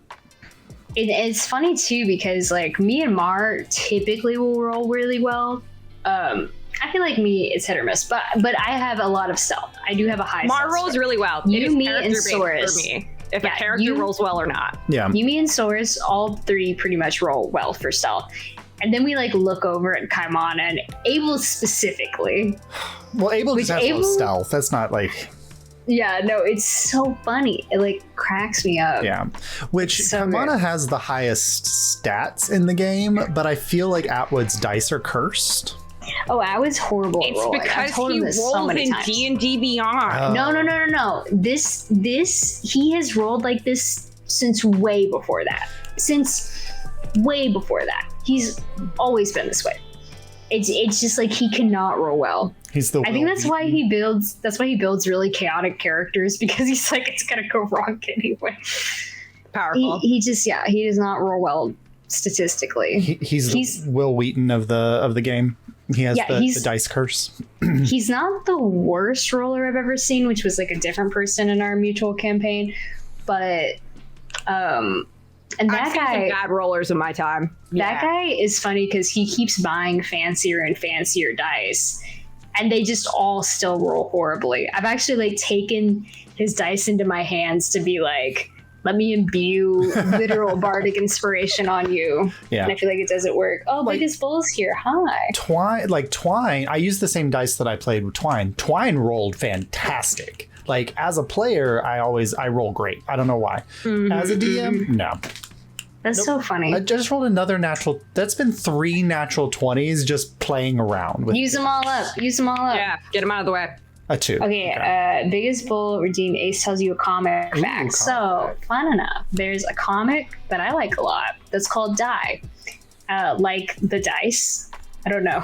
No, Twitch, please, like the dice, Like the and dice. like a single dice, and it's a really cool graphic novel that has its own D&D system, and the storyline is basically these kids get sucked into a D&D game, and they fight their way out, but one of them is stuck there and doesn't come back. And then as 30-year-olds, they go back into the game to try to like get him back, and he's different now. And it's really, really cool, and it has its own system in which every person only has one die that they do all their rolls with. And it has a bunch of really cool, unique character classes, like the Emotion Knight, and just all this really cool stuff. And the source book just got kickstarted, so it's really neat, and I can't wait to get it and mess around with the system. It is really awesome. Then you can you can run a one shot. It's true. I do want to finally get my feet wet DMing at some point. It's funny because I always love the storyline stuff and I hate the rules. So I'm trying to find my DM style where it's like enough of the rules to get by most of the storyline stuff. Yeah, that's why. Like, I know we talked about you doing a Monster Hearts AU, because I feel like Monster Hearts is like rules light, story big. And I have the perfect storyline for it that I've been making. It is like chef's kiss, so amazing. So I can't wait to like the storyline is basically almost already done. It's just how to space that out and how to do encounters, which will be fun. So I gotta look at Monster Hearts to see how it works. We're playing something similar to it soon, so I think that'll help. Really, Monster Hearts really is simple. super simple. Yeah. It's a and I played 2d6 Masks system or whatever. Super. Yeah, and I played Masks before, which I think is like kind of close to it a little bit. I think they're both Different powered by the plus. apocalypse. So yeah. It is. So that'd be fun. I can't wait. I do want to make that really badly. So it'd be great. But yeah, we have some fun one-shots planned for the future, I believe. And a future, like, this is not a little mini campaign with some new people as well. So Yeah. Exciting. Is that in your New World thing? Yeah, it's in Terminus. Terminus. It's so Which cool. I told Ronnie, I was like, Terminus is Illyria in 600 years. Ooh, I love that. Because like Illyria is like early 1800s equivalency, like time period. And Terminus would be like, well, I guess maybe like 200 years, but yeah. Early 2000s. Cool. Yep. I love stuff like that. I love modern fantasy mixed stuff, which is so fun to me. I am thrilled about my character that I've got planned. I'm thrilled about your character. Are you still doing the cleric? I am. And I love that. I'm going to tell you, I normally hate clerics. I normally hate playing them. They make me angry. This cleric, incredible. Yeah. Incredible. I love nature domain clerics. I think they're great. Yeah, I don't want to give too much away, but Josh, I got a lot of stuff to pitch to you. I'm really excited about it. Yeah, I usually don't like clerics as well, but then like Alora Forge domain was a lot of fun to play. Like when we were, I love her when she was traveling with the party. I just don't like characters where one, you switch out spells, and two, they have a lot of spells. It makes me physically angry to have too many spells. But with this character, I'm I rolled a character sheet. And I was showing Ace. I was like, look at this god. Look at this god right here. And it was just so fun to go over. That was like when I was rolling up a character sheet and I sent you just the screenshot of the dice array. I got physically angry. My lowest roll was like a 16. Amazing. Yeah, I rolled. I was building a paladin earlier today for something, and basically, I'm gonna play D&D with Atwood's sister, and so we like. I was like, I want to throw together a character. It has to be a fighting character, something that fights, because it's it's a ranger and a rogue are the other two. And I'm like, okay, y'all need something that can hit something. And I was gonna build an Eldritch Knight because me and Josh talked about how much we love Eldritch Knights. Yeah. I love Eldritch Knights, but I've made one before. And so I was like, I kind of want to make a paladin, especially if it's going to be like in a one-shot thing and I don't have to fucking deal with it a lot. So I was like, I'll make a paladin. And it's funny. It's very funny what we've ended up going with. I just made like a bro paladin, and it's making me laugh pretty hard. So I'm very excited to see how that shapes up. Yeah.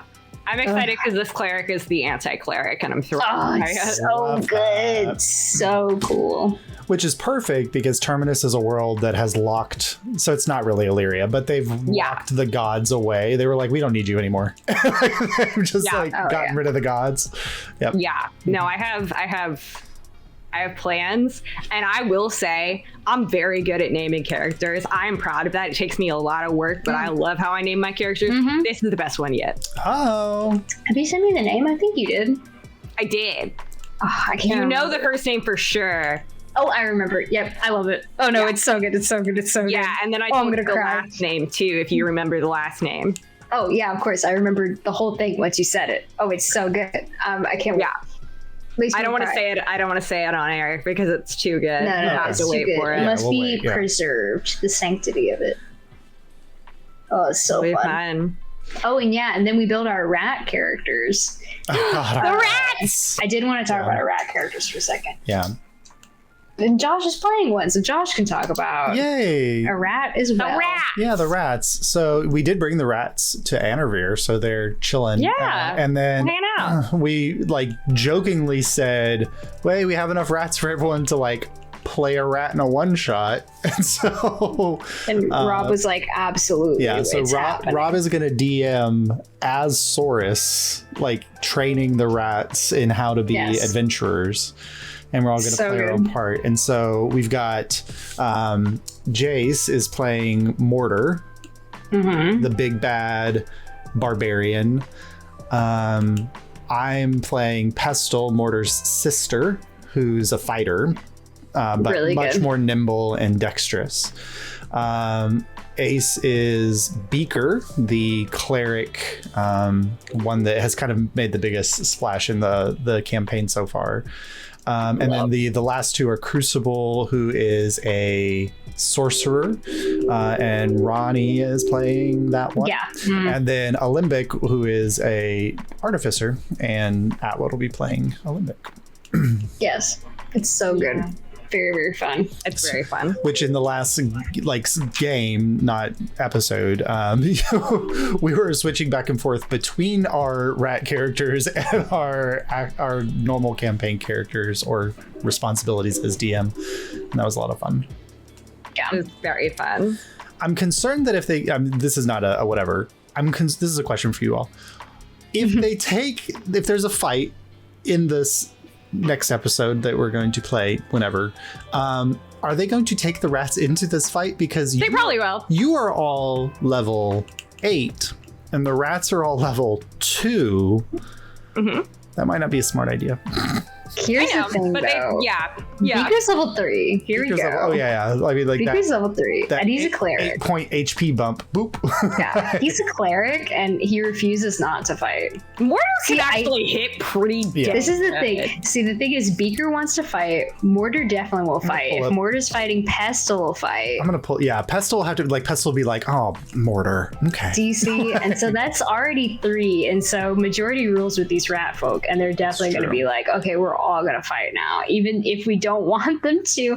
But I'm gonna spare the dying as I'm the cleric. I took and I sent you my sheet. I don't know if you looked at it. I did. But Beaker is built all for healing, basically. Just healing. So as a life domain cleric, that makes sense. It makes sense. And he's really smart too. I think maybe one of the smarter rats. Yes. Although now I think because Alembic has the headband of intellect, then that's probably I was like, we should have given it to Beaker and he'd have 20 intelligence and just be like, I'm a man. I know everything. Mortar has negative intelligence. He's -1 to intelligence. That makes sense. That's very good. Yeah. He's all brought. I mean, I guess I built Pestle to be able to fight. I mean, they're fighters, so it makes sense. Yeah. But yeah. Okay. They hit pretty bad. They hit pretty hard. Well, I also has a -1 intelligence. Siblings. Yes. I think as long as the rats aren't split up and they stay together to fight one thing at a time, yes, they will be okay. I think that's the move with them. But if they all split up and try to like be a hero, yeah, it's gonna be bad. Yeah, just that would like be my prediction. I would hate to have the rats die before you guys could play them in the one shot. Like I said, I got to spare the dying. Sometimes consequences need to happen. That's okay? true. I'll say it. Sometimes if you're a fool, your rat dies. Yeah. You know? And if that happened to one of them, Saurus truly would turn evil, I think. Saurus would burn the circus down. Like yeah, it would roll bad, like crazy bad. It'll be great. The rats will have such a time. Yeah. Such a time will these rats have. Yeah, that's what Revivify is for. Don't worry, Juri has that. Don't worry. Bring it back. I got Revivify. That's so funny. I think I do have Revivify. Yeah, which has to happen within 10 minutes. Yeah. You're just across town. It's plenty of time. Yeah, we're doing nothing stressful. It's good. No, and there's also no way for them to notify us because I'm the one that has that capability. Yep. Mm-hmm.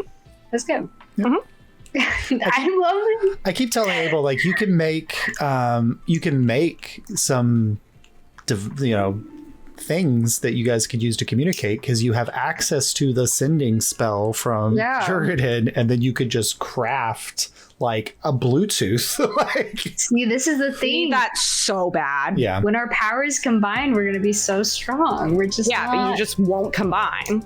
You just refuse. We're just we're in our enemies to friends, enemies to just okay friends arc. Enemies to tolerating each other arc. We're almost there. We're getting there. I did some stuff to set up stuff. Mm-hmm. Be great. What else were we talking about? We were gonna do that thing. Yeah, we can do the thing. You want to do the thing? Yes. I'm gonna open the link to it. Yeah. Is it in our group? I dropped it in the chat. In the group chat. I might just do it on my phone. I'll do it on my phone. Wee. I don't know if I'm going crazy. I would have pulled like an actual quiz for this, but the problem is all those quizzes are like, here's the short version, 100 questions. Yeah. I'm like, no. Which one is it? The first or second link? Well, the first one is the test, and then the second one is characters. Oh yeah.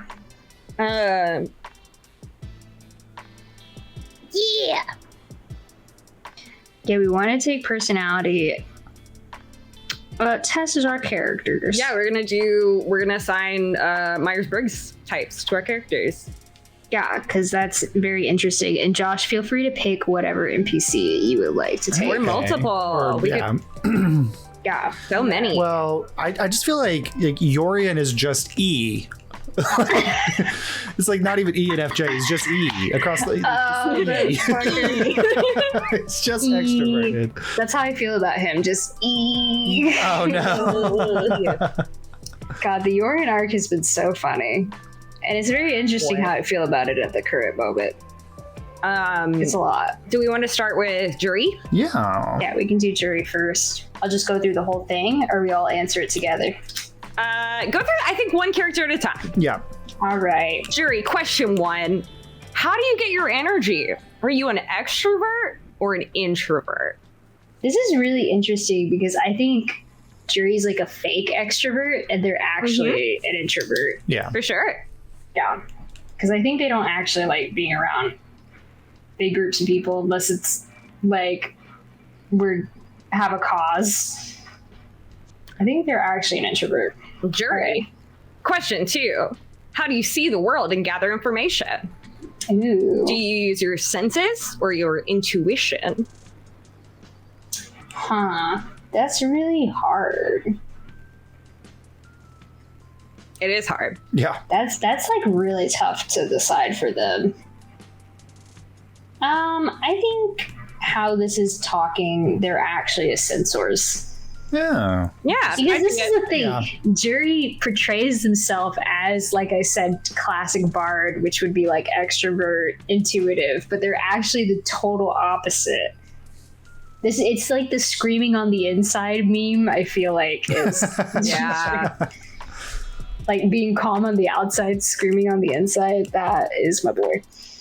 All right, so an S. Question 3.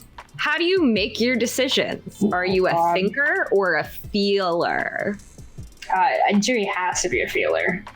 For like sure. 100%. Like every big decision in their life's been a feeling thing. Absolutely. I mean, the Yuri dimension door moment. But Yeah. I mean, that is the most feeling moment ever. And they felt horrible after they did it, which was hysterical. And then question 4. How much do you like to plan ahead? Are you a judger or a perceiver? Oh, definitely a judger. Absolutely. Yeah. I don't Yeah. have to think about Yeah. that. All right. There- What does that make you? Makes me ISFJ. ISFJ. I can't wait to see what this says. All right. Your Do we Earth. want to go through the characters first and then, or do we want to do all of our types and then look at characters? Oh yeah, let's do all of them and then we'll look at them together. Okay, cool. Because that's funny. Just love the top ISFJ is Bruno Madrigal, which is very Juri energy. And I will Oh say, no, because Ace and I have definitely had conversations where we're like, why is Bruno Madrigal hot? Bruno is very 100%. hot. Yeah. But and I will say, it's interesting why? because I don't this know, is- but he is. Yeah. and I'll say He is the hottest Madrigal, that's for sure. the tagline is the nurturer, and Yeah. that's all I'll say about it for now. Oh, Which is interesting. All right. So Mar next? Mar, yeah. All right, Wow, Mar. so hard. Introvert or extrovert? Oh wow! Yes. This is why we get along because the characters are introverts. Mar is an secretly. introvert. That's not a question. I don't know what I mean. I guess Kaimana is probably extroverted, but literally Yeah. the entire all party is introverted I except feel for like him. Source is kind of an extrovert. I don't know. I think Source has got his inner He's not, world. though. Yes. Yeah, I don't but know he if like Source- always wants to talk to people the second we go out. He always wants to be the one that talks to everyone. But I don't know if he Yeah. like gets his energy from other people. Yeah. or Yeah, he that's gets his true. energy from Like when I look at like the bullet points, way more of the introverted ones apply to Source. Okay, that makes sense. Yeah. But yeah, Kaimana is the sole extrovert of the party. Hysterical. Yeah. But Incredible. I don't know. He could be an extrovert. It could be. I don't know. It depends. Who knows? So senses versus intuition is very hard for Mar. Oh boy, that's really hard. I have the same conflict. I think Mar's intuitive. Yeah. I think When Mars you will take do the it. actual quiz, like it usually gives you like a percentage thing, and I feel like Mars like Sure. 51% intuitive, 49% Yeah, 49. sensor. Decisions is gonna be a thinker. Yeah. That's easy. And this is another one that's hard. Judging versus perceiving is Oh yeah. tricky for Mar. But I think it would probably be, I think it's perceivers. Mar has a 20 perception. I think that's it's funny because I think you would think that Mar's more of like a judgment personality type. Yeah. But I think they're actually a lot more like find the information, go from there. Yeah. You know, look Like- at what's around you, adapt, go. Yeah, I think the like all of the bullet points on the J apply to Mar, but it's the adaptability that's the most key. important thing about Mar, and that is a P, yeah. Yeah.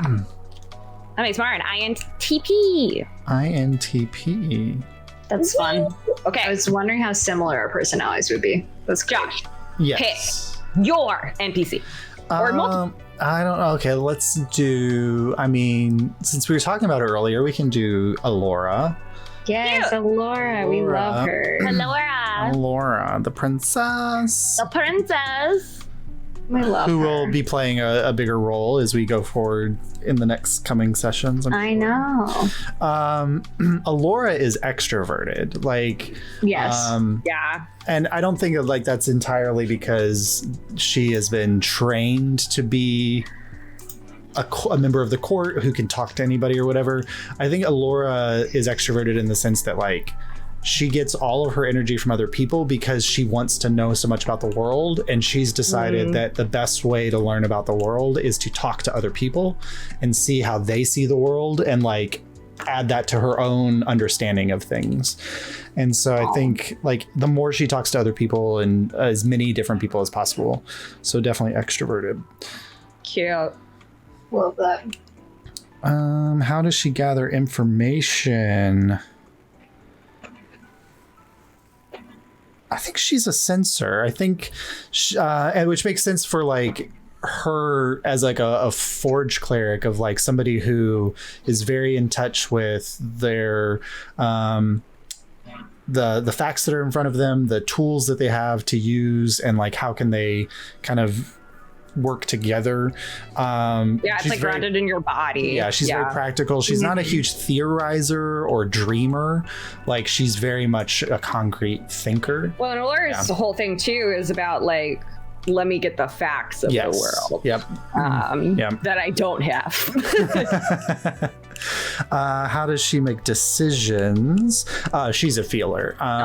So even though she's like even though she is very grounded and concrete in the way she takes information, the way she acts on that information is purely based on her own like her values and her relationships with other people and her heart, which I think is what would make her which makes her, I think, a lovable character, because she's not like that. Well, we just have to do what's the best thing for the realm. She's like, oh shit, like things are bad. It's actually a very good balance for a ruler. Yeah. Right? Like it, yeah. Yep. And then does she like to plan ahead? I think she's a perceiver. She's super adaptable. I mean, like you guys are like, let's go to the Feywild. She's like, okay. Like, okay. Sure, that's cool. Like, I think she's definitely a perceiver. So that was ESFP.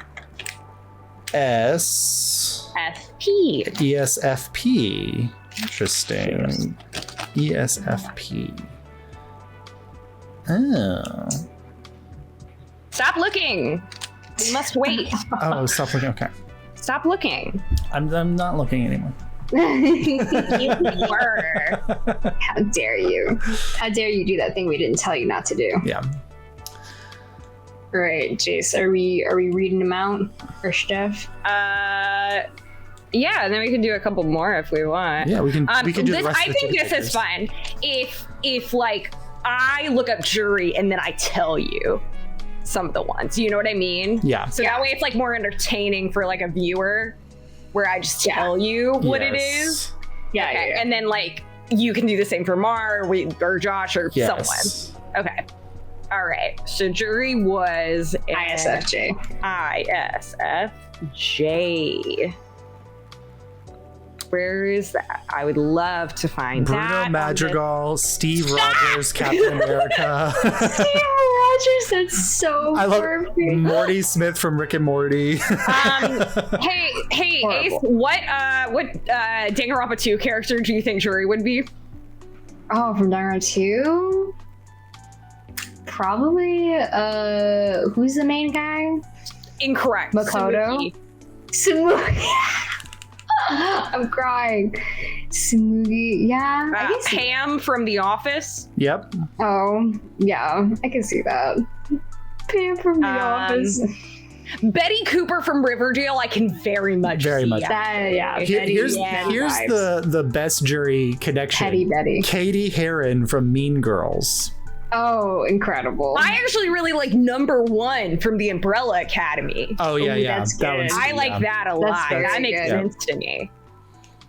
And then let me tell you, I'll tell you some stuff from the page, which it says motto is meeting obligations, which is very in line with like Jordan's whole beef with everything. steadfast, meticulous, quiet, people-oriented, very observant. Remember details about others. Observe and respect others' feelings. Yeah, unless I don't like them. Hey, I'm going to tell you 2 things back to back, and you're going to be wilded out. Oh, I'm excited. Danganronpa V3. Okay. Kibo. Oh, perfect. That's so good. One of my favorite characters also. Inside Out. Fear.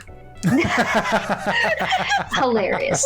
Extremely funny. The Kiba one is really good. Yes. Yeah. Probably one of my favorite also characters. Kurumi Tojo from V3.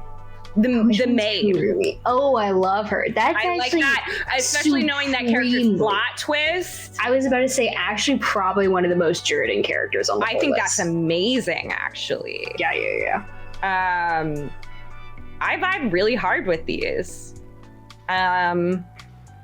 Yeah, I think these are good. Mm-hmm. It's really good. We got good. All right. Hit me. What was gang. Mars again? What Mars was INTP. INTP. I can't wait to see what's on this. INTP. Okay. So the scientist, always analytical, quiet, thoughtful, long periods of time on their own, working through problems and forming solutions. Yeah. Do you want to know what the number one character is? I'm Oh, terrified. God, I have to Do see you this. want to know what the number one I'm character really is? terrified of what you're about It's to hear me. L from Death. Yeah, a little bit. This is horrific because Juridan is light. Yes. 100%. Oh no. Juridan is light. And you Us are playing L. tennis and singing at each Oh, other. absolutely. But with less sexual. By the way, there's a Death Note musical, and you should all watch a bootleg of it. It's very really fucking good. I It's tell really everyone I know about it. If you are willing to watch a bootleg in a foreign language, I highly recommend watching one of the Korean bootlegs. They have the best theater scene in the East, and it is gorgeous. They put it on their equivalent of Broadway, Nice. and it is incredible.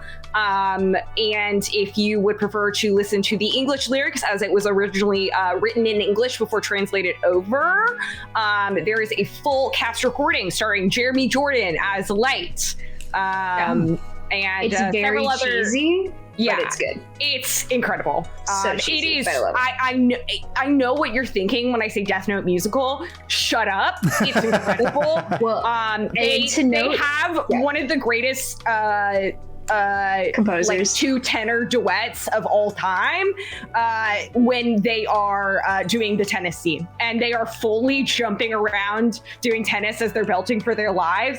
And gang, it's high theater. It's incredible. and Jace, very importantly, the person who wrote the musical is the Jekyll and Hyde writer. Yeah, he wrote Jekyll and Hyde. Ooh, I love The Jekyll and story Hyde. behind Exactly. I will do what I do best and derail to talk about the Death Note musical. It's fine. I've been succumbed to the this history behind spell. it is Japan was like, we want to Or find the do a best Death Note characters. musical, and the Tokyo theater scene is good, but a lot of what they put on that's based off of fiction is like what you would see if you look at like the Phoenix Wright play or Yeah. stuff like that, where they just take the lines and it's very goofy and it's whatever. And they were like, we want to really do this differently. We want it to feel like in the style of Broadway.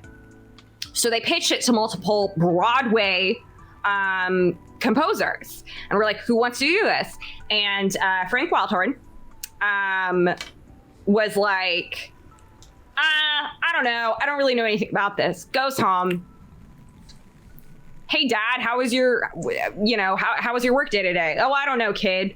My son, I just got pitched the Death Note musical, and his son, an anime fan, says, Dad, you have to do it. It's the greatest anime of all time. He was like, and he sat him down and he made him watch Death Note, and he was like, oh, this is great. I'm going to do this. Oh my god. And it's way better than it should be. It's incredible. And then they translated it into Japanese, and then they translated it into Korean. And yes, that's right. There's a fucking Russian version too.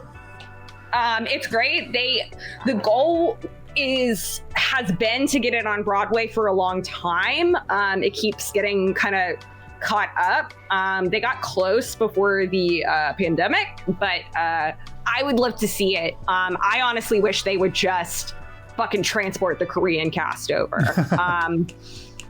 They had some of the like when I say like Korean, like they had the guy who does like, he did Phantom of the Opera, he did fucking Les Mis, like he was the Jean Valjean. They pulled him for Light, and then they pulled this like very famous K-pop idol for L, and the boys of all time, let me tell you. Also, they do the Shinigami, and their costumes are incredible. Oh, they're so good. They're incredible. It's really good. They're incredible. It's really good.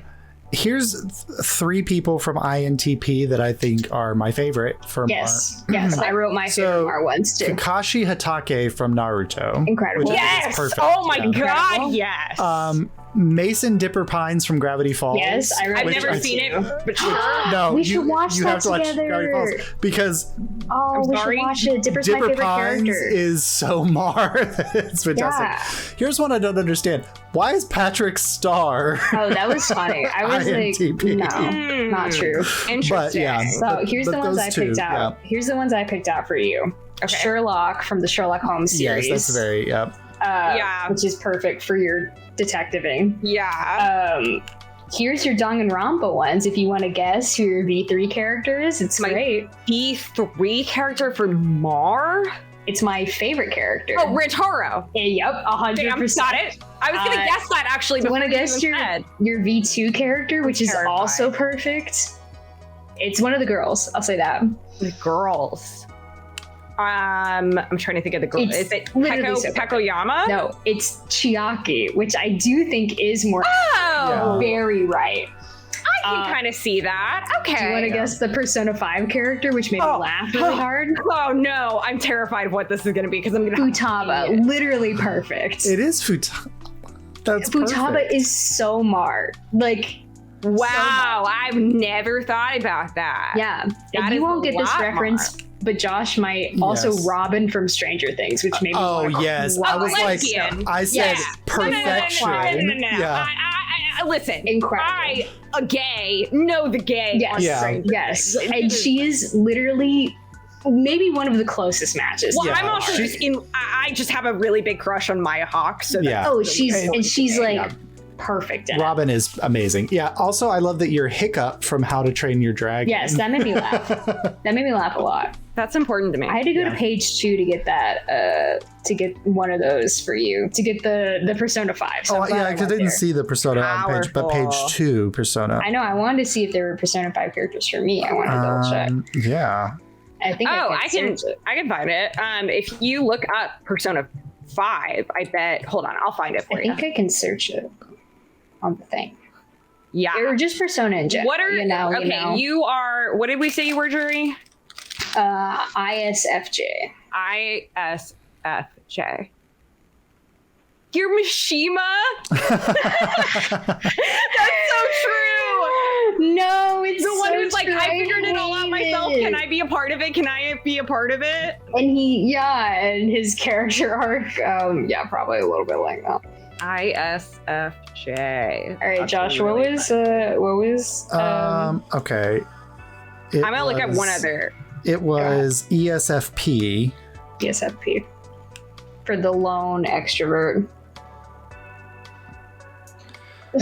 Who is ESFP? Why are the Death Note ones always at the top? Why is Mello the top? Oh my gosh. So Alora is Ryuji from Persona 5, Yes, which is that's so perfection. good. That's really good. Also Thor, which I can see. Yeah. What did we say for? Oh, also Mar was ESFP. Bruce Banner Hulk, which made me laugh. Yeah, I like Ew, that. what? Which made me laugh. But Bruce Banner in the comics, I get that. Like, I can see Mar. Because Bruce Banner is always at odds with his true self and who he transforms into. So Oh, I was shit. like, Number Loki? 212 Yes. from Squid Game? Actually, I Oh. see a lot. Uh-huh. also Anakin Skywalker. Oof. Powerful. Also Luffy, Monkey D. Luffy. I Monkey support that. D. Oh, Luffy. Catra.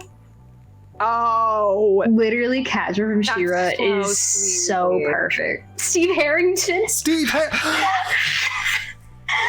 Oh my I just have to God. stop now because Why? Steve Harrington is One of my favorite characters of all time. I okay, love him. Korra from Moana Legend of makes Korra. so much sense. Yeah, and Moana? so Korra and Moana are, I think, are the two that are like the So most good. Alora for me, because Yeah. like Alora, Like, she's sweet and innocent, but you hurt somebody she loves or you challenge her, she's gonna throw down. Oh, yeah, absolutely. Oh, Carol Danvers too. Oh yes. Really good. Absolutely.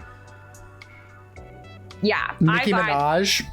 Yeah, perfect. Done. I love that. This is I could look at this all day. This is so I know, this funny. is so fun. I want to do more NPCs. Yes. This is so fun. Okay. What NPC would you like to do? Can we please do Yorian? I want to know Okay. how trash he is. Okay, E. I'm going to do Yorian so fast. He's E. E, of course. What's the second one? Hold on. I think he's an N. Oh, he's an a N. big dreamer. Yes. Big dreamer. Yeah. Yes. No thought. Does not have concrete understanding of reality. Feeler. Yeah. Feeler for He's sure. like consequences. He's a feeler. Yeah. What are those? He does not use his head. That's true. So E, N, F. P. Or is he a yeah. Well, so he does make plans, but I feel like He's a P. He's a because P. he's like. Yeah. so he's He- ENFP. He can be influenced by things, I feel. And in the moment, I think he is influenced by what you tell him. Yeah. You just tell him things and he which falls makes apart. him like. So I, as a human being, fluctuate between ENFJ and INFJ, Mhm. and for Yeah. him to be an ENFP, like to be that close to who I am as a person, I'm like, no, I don't. I gotta write what mine is. I wonder how different it is from ENFP. Juri. Okay, so Yorian is Naruto. Oh, wow. Howl from Howl's Moving Castle is so That is accurate. perfection. Oh, So no, bad. that's so accurate. So bad. Oh, he's Wow. Mirabel Madrigal. Oh, yeah. Oh Lord. Harley Quinn. Yep. I see it. Yep. Eddie from Stranger Things. Yes. Oh, my It's God. all Don't coming lump him in with my together. sweet boy Eddie. It's all coming It's all coming together. together. Oh, this is. Oh God. He really is like this, eh? Yeah. He really do be like that. I love that Spider-Man, Tom Holland's Spider-Man is ENFP, but so is Tom Holland. They're both on the He really list. does just play himself, and He that's is, yeah. valid. Yep. Ace, what Danganronpa character is Yorian? Is it Nagito? I would cry. I would literally die. Worse? Worse than Nagito? How can it be worse? There's Which one character worse than Nagito, Ace. Which one is? Oh, is it Junko?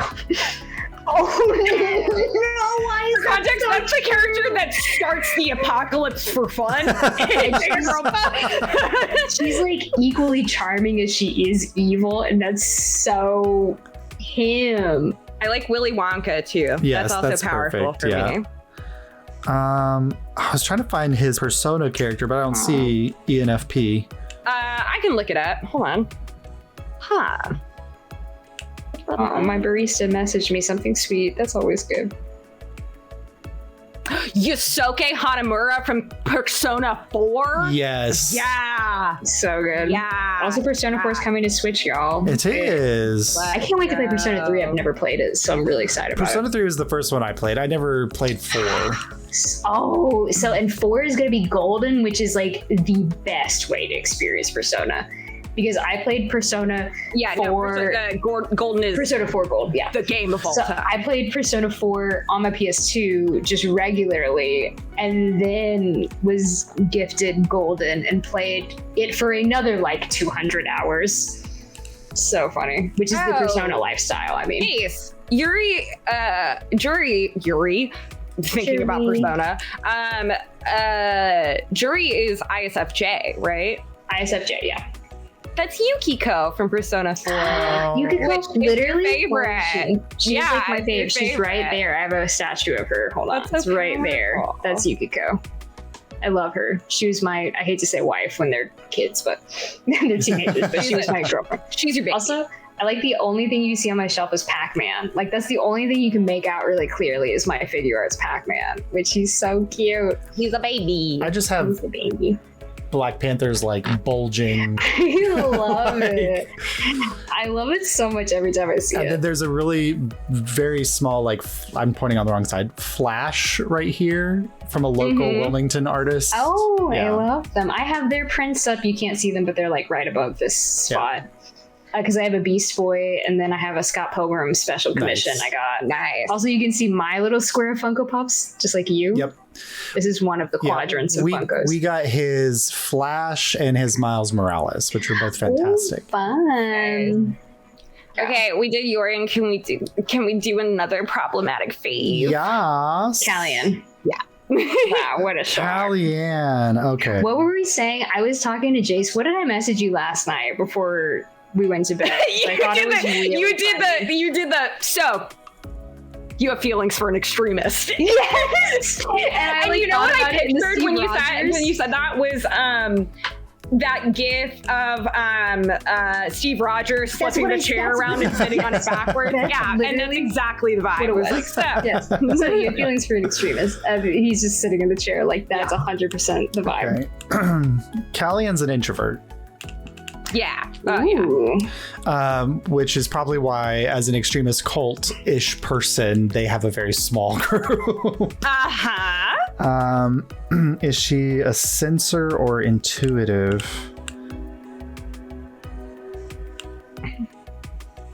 Oh, that's difficult. That's a you question. Yeah. I'd say she's more of a sensor. Okay. She does see the big picture, but she's much more focused on finer details.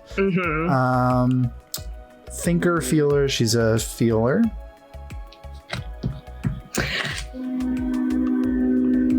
Judger, perceiver. Oh, she's a judger. Drama. Some of those were not what I would have guessed. Oh, so I think like I would have thought thinker rather than feeler. That was the one that threw me. But I'm like, that does make sense, I think. So like, here's my justification for the feeler one. You don't have to explain. It's your character. I think this is, but I think like this is where it comes from. It's like everything that she has done in forming the order, in like being willing to take on the lycanthropy curse, like all of that stuff is purely out of a motivation of compassion for her country. And like, she's not thinking about the greater consequences, and she's not thinking about like, so it's all coming from a place of her own values and her own emotions and love. And not from a logical standpoint, which I think is why Amalia was like, the fuck? Like, for sure. Yeah. So we've declared that Callian is an ISFJ. ISFJ, yeah. And the same personality type as Juri. Oh. Whoa. Interesting. Weird. That's no wonder I'm suspicious of her. That's suspicious. Yeah, Suspicious. Very me to be like immediately suspicious of someone's familiar to It was me. just like, That's like absolutely true. That's but I mean, like, fun. how easily Juri gets into Vox Populi stuff, and how easily Callian has kind of Yeah. Total radicals. That's so interesting. It's so crazy, this. I love that on that Crazy. website, ISFJ is Earth, and both of our Earth people It are is radicals. And it's like, well, there you go. That's It's Earth so is a good. radical, is just radical and crazy. It's true. It's It's just a little true. crazy, you know? Oh my god. Yeah, and that personality type is called the Defender, too. Yeah. ISFJ So, also correct. on the second page pings, you'll get this Jace for Sakura from Danganronpa, which Amazing. is literally one of my favorite characters. So love that for me. That's awesome. That's so important. I was really hoping I'd find a Stranger Things, but I don't see one. For ISFJ? Oh, MXM Tune. I like that musician quite a lot, and her songs are very sad, which are good for Juri. I thought I saw on ISFJ. You would like Life is Strange True Colors a lot. Her Oh, songs in it? yeah. She's the main character is a singer-songwriter. She does the vocals. Yep. The main character.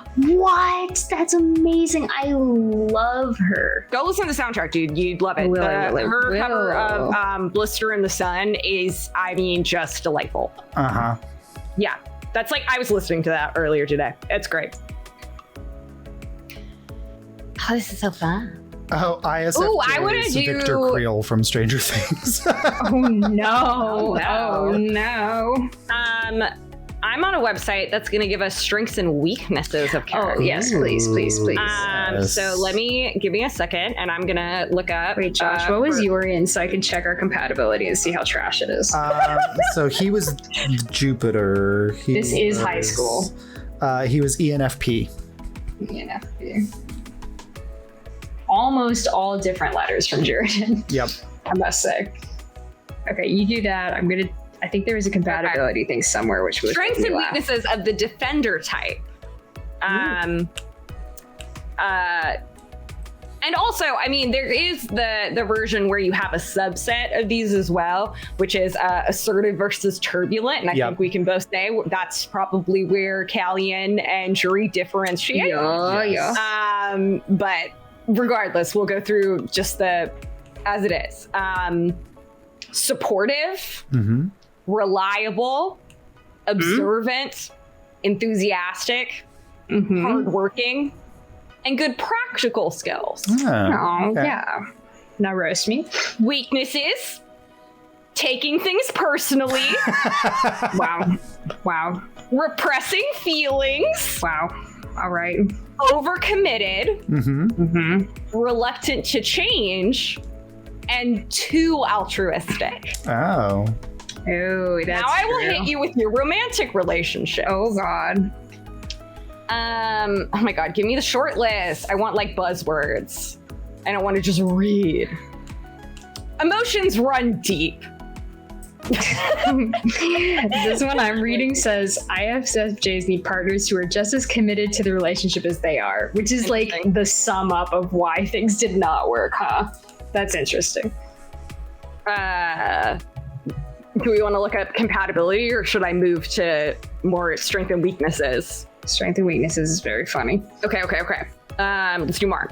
Do Mars. Yep. Logician, analytical, original, open-minded, curious, objective.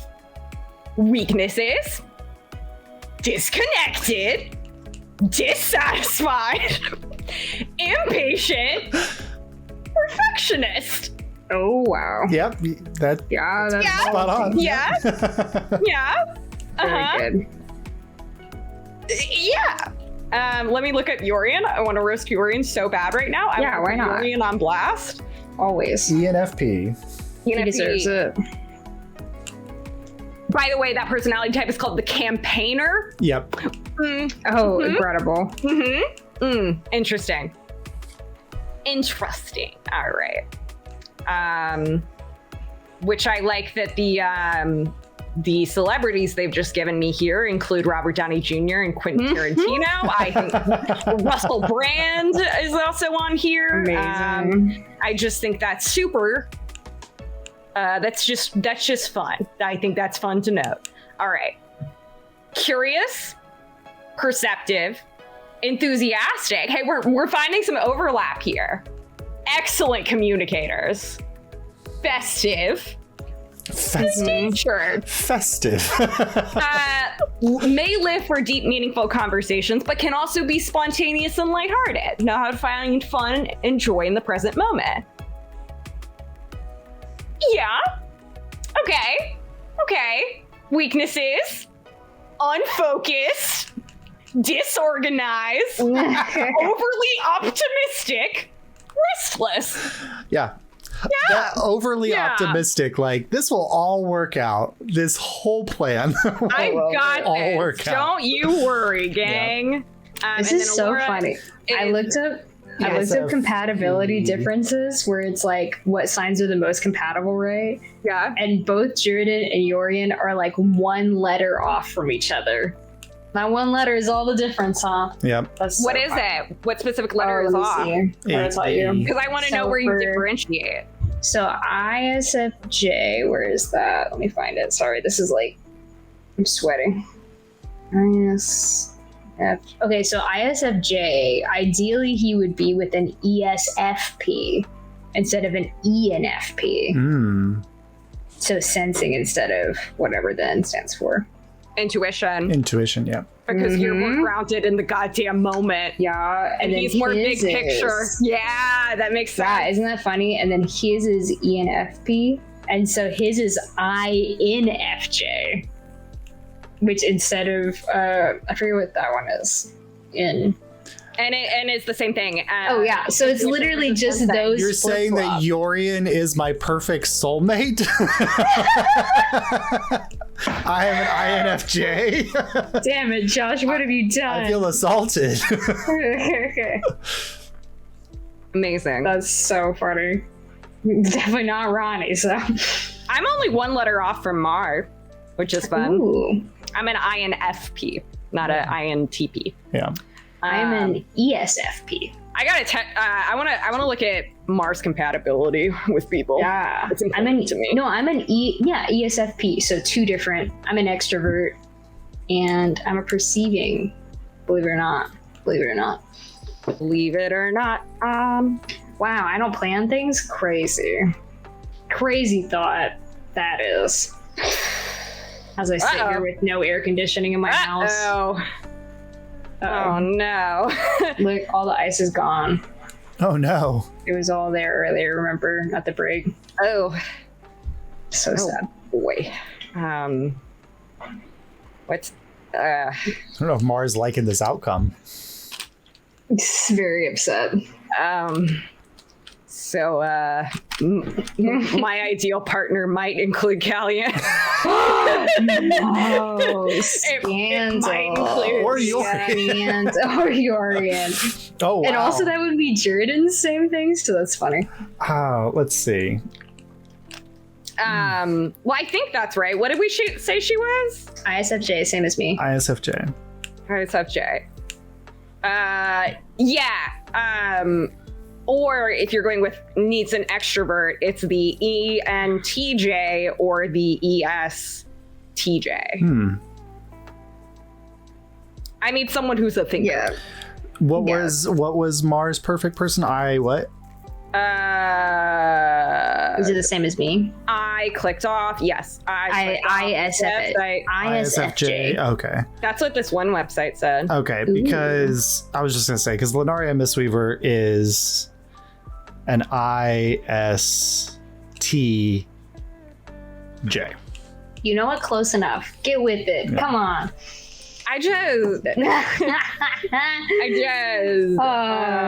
Mars feeling a lot of emotional damage right now. Look, Mars gotta. Look, it's not like Yara threw that in your face or anything. Yeah, it's not like Mars having an absolute crisis of, oh God, I really have hoped something wasn't true for a long time, and now perhaps I am being hit with that this is a true thing and I am having a crisis at the same time as my cousin having a crisis.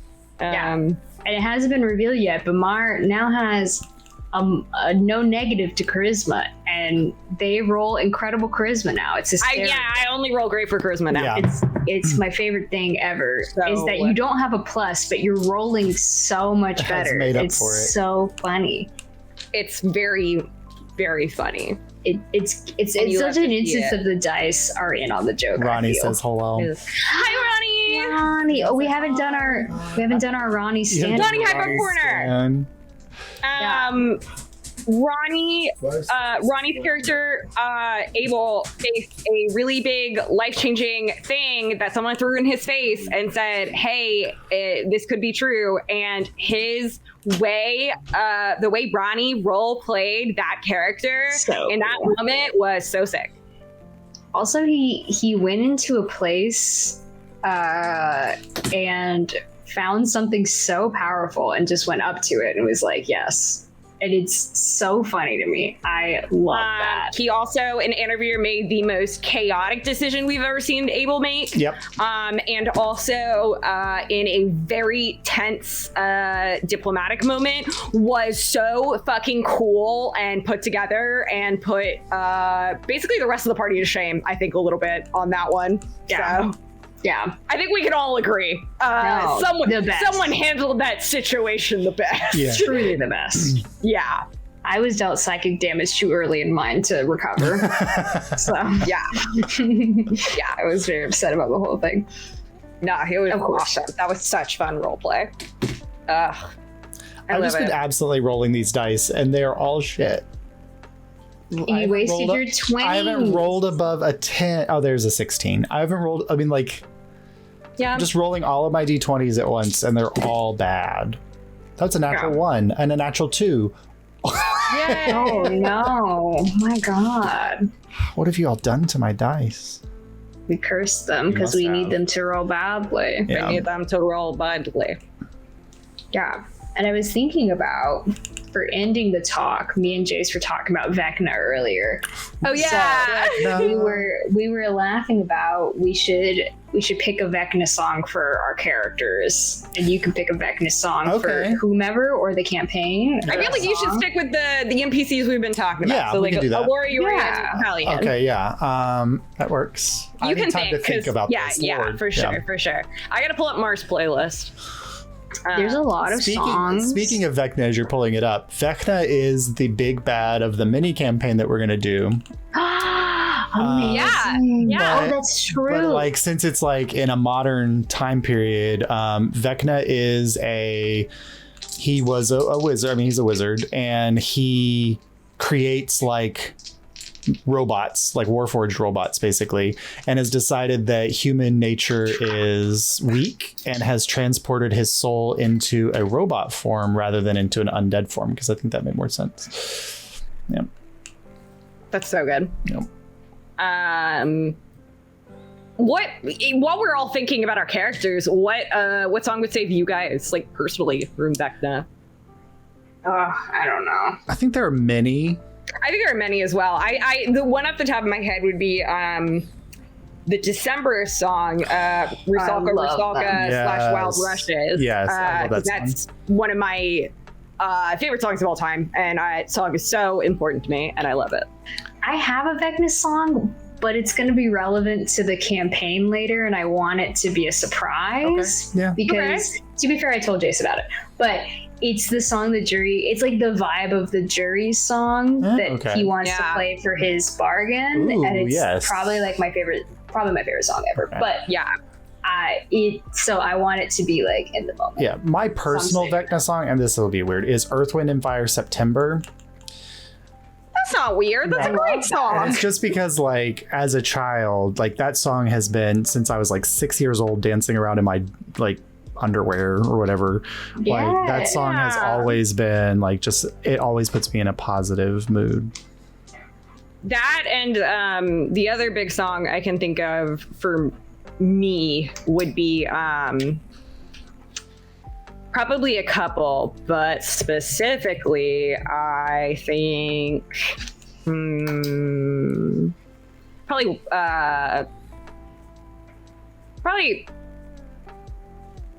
yeah, I would say probably Shine On You Crazy Diamond, Oh, Pink nice. Floyd. Yeah. Because my parents are huge Pink Floyd fans. Yeah. The three defining characteristics my dad ran to his roommate about and said that he was going to marry my mom for after a first date was that she listened to Pink Floyd, she knew a lot about American history, and she hated North Carolina State University. Amazing. There you And go. so he, and that's how they met. Beautiful. And New Orleans. Oh, It was beautiful. nice. And she was like, not as interested. And it was great. And then they got together. My other probably Vecna song would be Blackbird by the Beatles. Oh yeah. Ooh. Oh yeah. Banger. There's a mosquito in here. Get the fuck out of here. I'm suffered enough. You tell them. Anyway. My joke song for Mars, Werewolves of London. I love it.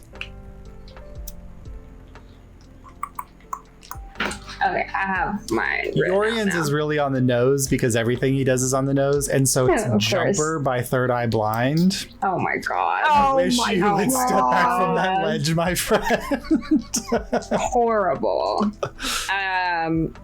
Horrible. There's a song that I sent to Ace recently and was like, this is a Yorian song. It's really good. It is from Poor Man's Providence. It's trending on TikTok right now as a soundbite. Okay. And it's called, oh my God, just as I want to say the name. No, hold on, it's saved on my Spotify. I can pull this up right now. Hell's Coming With Me. And it's a story. It's like a story song, and so it's the song about this guy who gets exiled from a town that's basically like kind of like dark magic, cultish based a little bit. Yeah. But he comes back and kills them all with vengeance. Nice. Perfect. And the whole thing. I liked specifically the line where I was like, "This is Yorin," and he says, "I am the righteous man of God. I'm the devil that you forgot." And Hell's coming with me, and I was like, just being so righteous. Yeah, and I was like, Ace, Yorian would turn to us, like, he would say to us, Hell's coming with me, unironically, and we would all just be like, okay, bud. Allura, I had to think of something like for Allura that is all about like other people, because I think that's where she gets all of her strength. And so I don't know if you guys know Elderbrook and Rudimental. No, I don't. No. So there's a song by them called "Something About You," and it's like the whole song is like, "There's something about you that's keeping me sober," is like the chorus of the song. Ooh. But it's like the strength of other people pulling them in. I'll send it to both of you. Do you know what I think about for Allura? And you can say yes or no, Josh. She's sure, your character. Yep. The orchestral cover of Eleanor Rigby that got really popular on TikTok. I like that. I think Eleanor Rigby is really good for Allura. Eleanor Rigby would be great for Allura. Yeah. I think Allura could be a Beatles. She could be. Yeah, absolutely. What do you got for Juri? Let me take you on the song journey. All right. So, Child Juridan song, 2 songs. Waiting on a Miracle from Encanto. Okay. Which is super, super Juridan. I think about it all the time. I can't listen to that song. It makes me too emotional. That's what I'm saying. And then with the context of it being Juridan is like so much more emotional. Yeah. And then Everything Stays from Adventure Time. Oh yeah. Yes. Especially now that they're back in town and with the mom stuff. Yeah. Very fucked up. I feel like It's Over, isn't it? From Steven Universe. Oh God. Pearl. I gotta add that to the shit. That's so good. Oh my God, that's amazing. Which is my favorite Steven Universe song. So there. It's probably the best song, honestly. Yeah. I didn't watch that show. I know a lot of the songs. It's a great song. Good. Yeah. That's perfect. So Yorian songs. Probably one of my favorite songs of all time is Ricky Montgomery's "Line Without a Hook," which is exactly how he feels about Yorian. There's one lyric specifically. Hold on, I gotta look it up so I can remember in this moment. But it is, it's so perfect when you read it. It's the part where it says, "You're a pond and I'm an ocean." Which is like the crux of like when Juridan was fed up with him. Yeah. And Life After Salem by Little Nas X, which is the ultimate ex-boyfriend song. Yes. Yeah, incredible ex-boyfriend song. Literally perfect. Listen to it all the time. His dad's song is Vengeance by the Protomen, which I sent to Jace the other day, which is really good. And then his current song, so like his like current mental state changes so much with the Anarvir stuff, but currently it's Leave Me Alone by I Don't Know How But They Found Me, which is so perfect because it's just about like wanting everyone to just leave you alone and but like getting confidence back. It's like a very like I have confidence in myself now kind of song. So good. Nice. There you go. And that's Juri in a nutshell. I'm trying to remember the name of this song. So Kellyanne, who is definitely an older individual, would lean back towards like the... Why is it always older women with me? I said it to Ace last night. I was like, why? But to be fair, Mar is also like older than you, so not much on me. I'm gonna be 25 this year, I'll have you know. So she's got what, 7? She's 7 years older than you, or whatever. 30. She's 32. Is that right? I don't remember. Somewhere early 30s somewhere. She was originally early 30s, and then I think we aged scaled her down, back, right? Every- I think she went down to like 28. I will say every character's age has changed since we began. So. It's true. Except for Kamana. Kamana's been 11 since the first episode. but- Since 3 years, he's been 11. Mars, whatever Juri's age is, which is like, I think we landed on like 28-ish. Yeah. Okay, Yeah. that makes Yeah, sense. it's like Because like Abel's age has changed, like yeah, because he was younger and now he's like older, right? I don't know. yes. Something like that. It was like 19, right? That's what we landed on? For Abel, yeah, because he's the same age as the princess and the Right. Yeah, the princess is 19. Yeah, because she's 2 years older than her brother. Which, didn't you love that, like, the Curie Regis decided that it would make more sense for a land to be a king than a queen? No. Yeah. What a douche. Yeah, I texted Ace and I was like, LOL, your grandfather was so sexist. He got clowned. He lost his job for it. Yeah. Which is great. So I'm very happy about it. I personally, I mean, I hate Morrissey, but I feel like Callian would lean into like the Smiths. Agreed. Agreed. So I almost feel like it's like, please let me I get say what this I want fully this as someone who time. listened to the Smiths. I love the Smiths to death. Yeah, I mean, they're really good. Yes. But I feel like please let me get what I want this time, or something like that. If she was gonna go 80s, it would be like Time After Time. Oh, so good. Like any song that gives a feeling of like the bar is closing and you don't have a date. I love and things that. are Stop making me feel things about alone. this character that I already feel very complicated about. Yeah. Mar has several. It's Closing Time by Supersonic. There you go. Yep. Oh boy.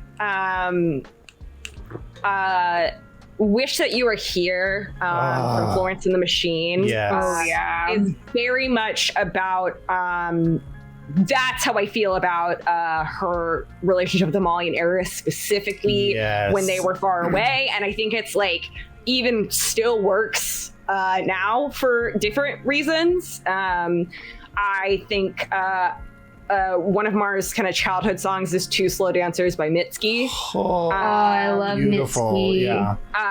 And then kind of one of Mars' like really defining songs is It Will Come Back by Hosier. I love which Hosier. is wolf themed already. I mean, it is completely, but like what's the line that I always think about with Mar is I'm looking at the lyrics. Literally me. I was like, I can't think what they are. Yeah. Don't let me in with no intention to keep me. Jesus Christ, don't be kind to me. Oh Lord. Yeah. I love that like one. Callian would have a Hosier song too. Don't do this to me. And then also one of Mars' other big songs is the credit song of Hades, In the Blood. Oh yes. I really like specifically the bridge, Run All You Like from the Place You Belong. It's always there. It's in the air. Your dearest kin below the skin. Ooh, pretty good. Real. Pretty good. Too real, but pretty good. Very good from Mar. Yeah, that's kind of a gist of a lot of Mars playlist is instrumental or orchestral. A lot of Witcher stuff. My one Disney song is Show Yourself from Frozen 2. That's so good. Yeah. Juri had a bunch of Disney. Well, his two other Disney songs are from Hunchback, because of course, and it's like Out There from childhood, and then it's like God Help the Outcast, which is like kind of the song I based his whole personality around, which is great. Like the character Esmeralda is like the template for what I wanted Juri to be, even though he's very different from that now. Yeah. But at his core, he's still very like, you know, freedom should be to everyone and this and that, like the most above all else. But I think now he's a bit more like, you should protect the people you love, because what's there left to protect if you don't protect them? So interesting character turn. It's true. It only took one shitty ex-boyfriend to grow. It only took one time. Well, I think it took finding people that love you as a person and not as a piece of an organization. Yup. Yeah. Yup. Which is the only thing that I've experienced. Yep. Almost ever. Yeah, because I mean, like your family is an organization, and like, your actual blood family is an organization. Like being a noble person. Yeah. This is perfect timing because my webtoon updated. So. Yeah. There you go. Time to stop. Yep. And the mosquito bit me, I think, 5 times while I've been sitting here. No. Because it's so hot. It's so hot, I think it has predator vision where it can like see exactly where my molten lava body is in the house. And it was like, sick. So I can feel on my legs. Definitely bit me. Oh. Love that. Anyway, this was really fun. Yes, love talking. I had a great time. Well. A lot of stuff's been happening in the game. And this season is good jumping on point. This is going crazy real fast. Yeah. It's very crazy. It's very fun. If you like political intrigue and like crazy shenanigans. A lot of role play. Yeah. It's a lot of role play. really fun role play. Exactly. All the emotions, all the spectrum. Yeah. It's you guys fantastic. are getting into like my 3 big themes for the campaign. This one is the things are never what they seem is like my that. second big theme. Like the Wizards of Waverly Place theme. There you go. Yeah. But like the number of times you have a character who seems to be one thing but then is actually something else, either literally or metaphorically. Yeah. Oh, very true, which is scary. Very scary. That sucks. Yep. It's great. I love that. Yep. As a character in your beautiful world, that sucks. Yeah. My major overarching theme is like what happens when utopia collapses. I love it. And things are never what they seem is the second one that you guys are dealing with, and the third one is all about something else. Ooh, I can't wait. Terrifying. Yeah. I love it. Yay. All right, Whale Gang, this was great. I've been trying to think of a sign off. I don't think I have one yet. But anyway, goodbye. Bye. Goodbye, everyone.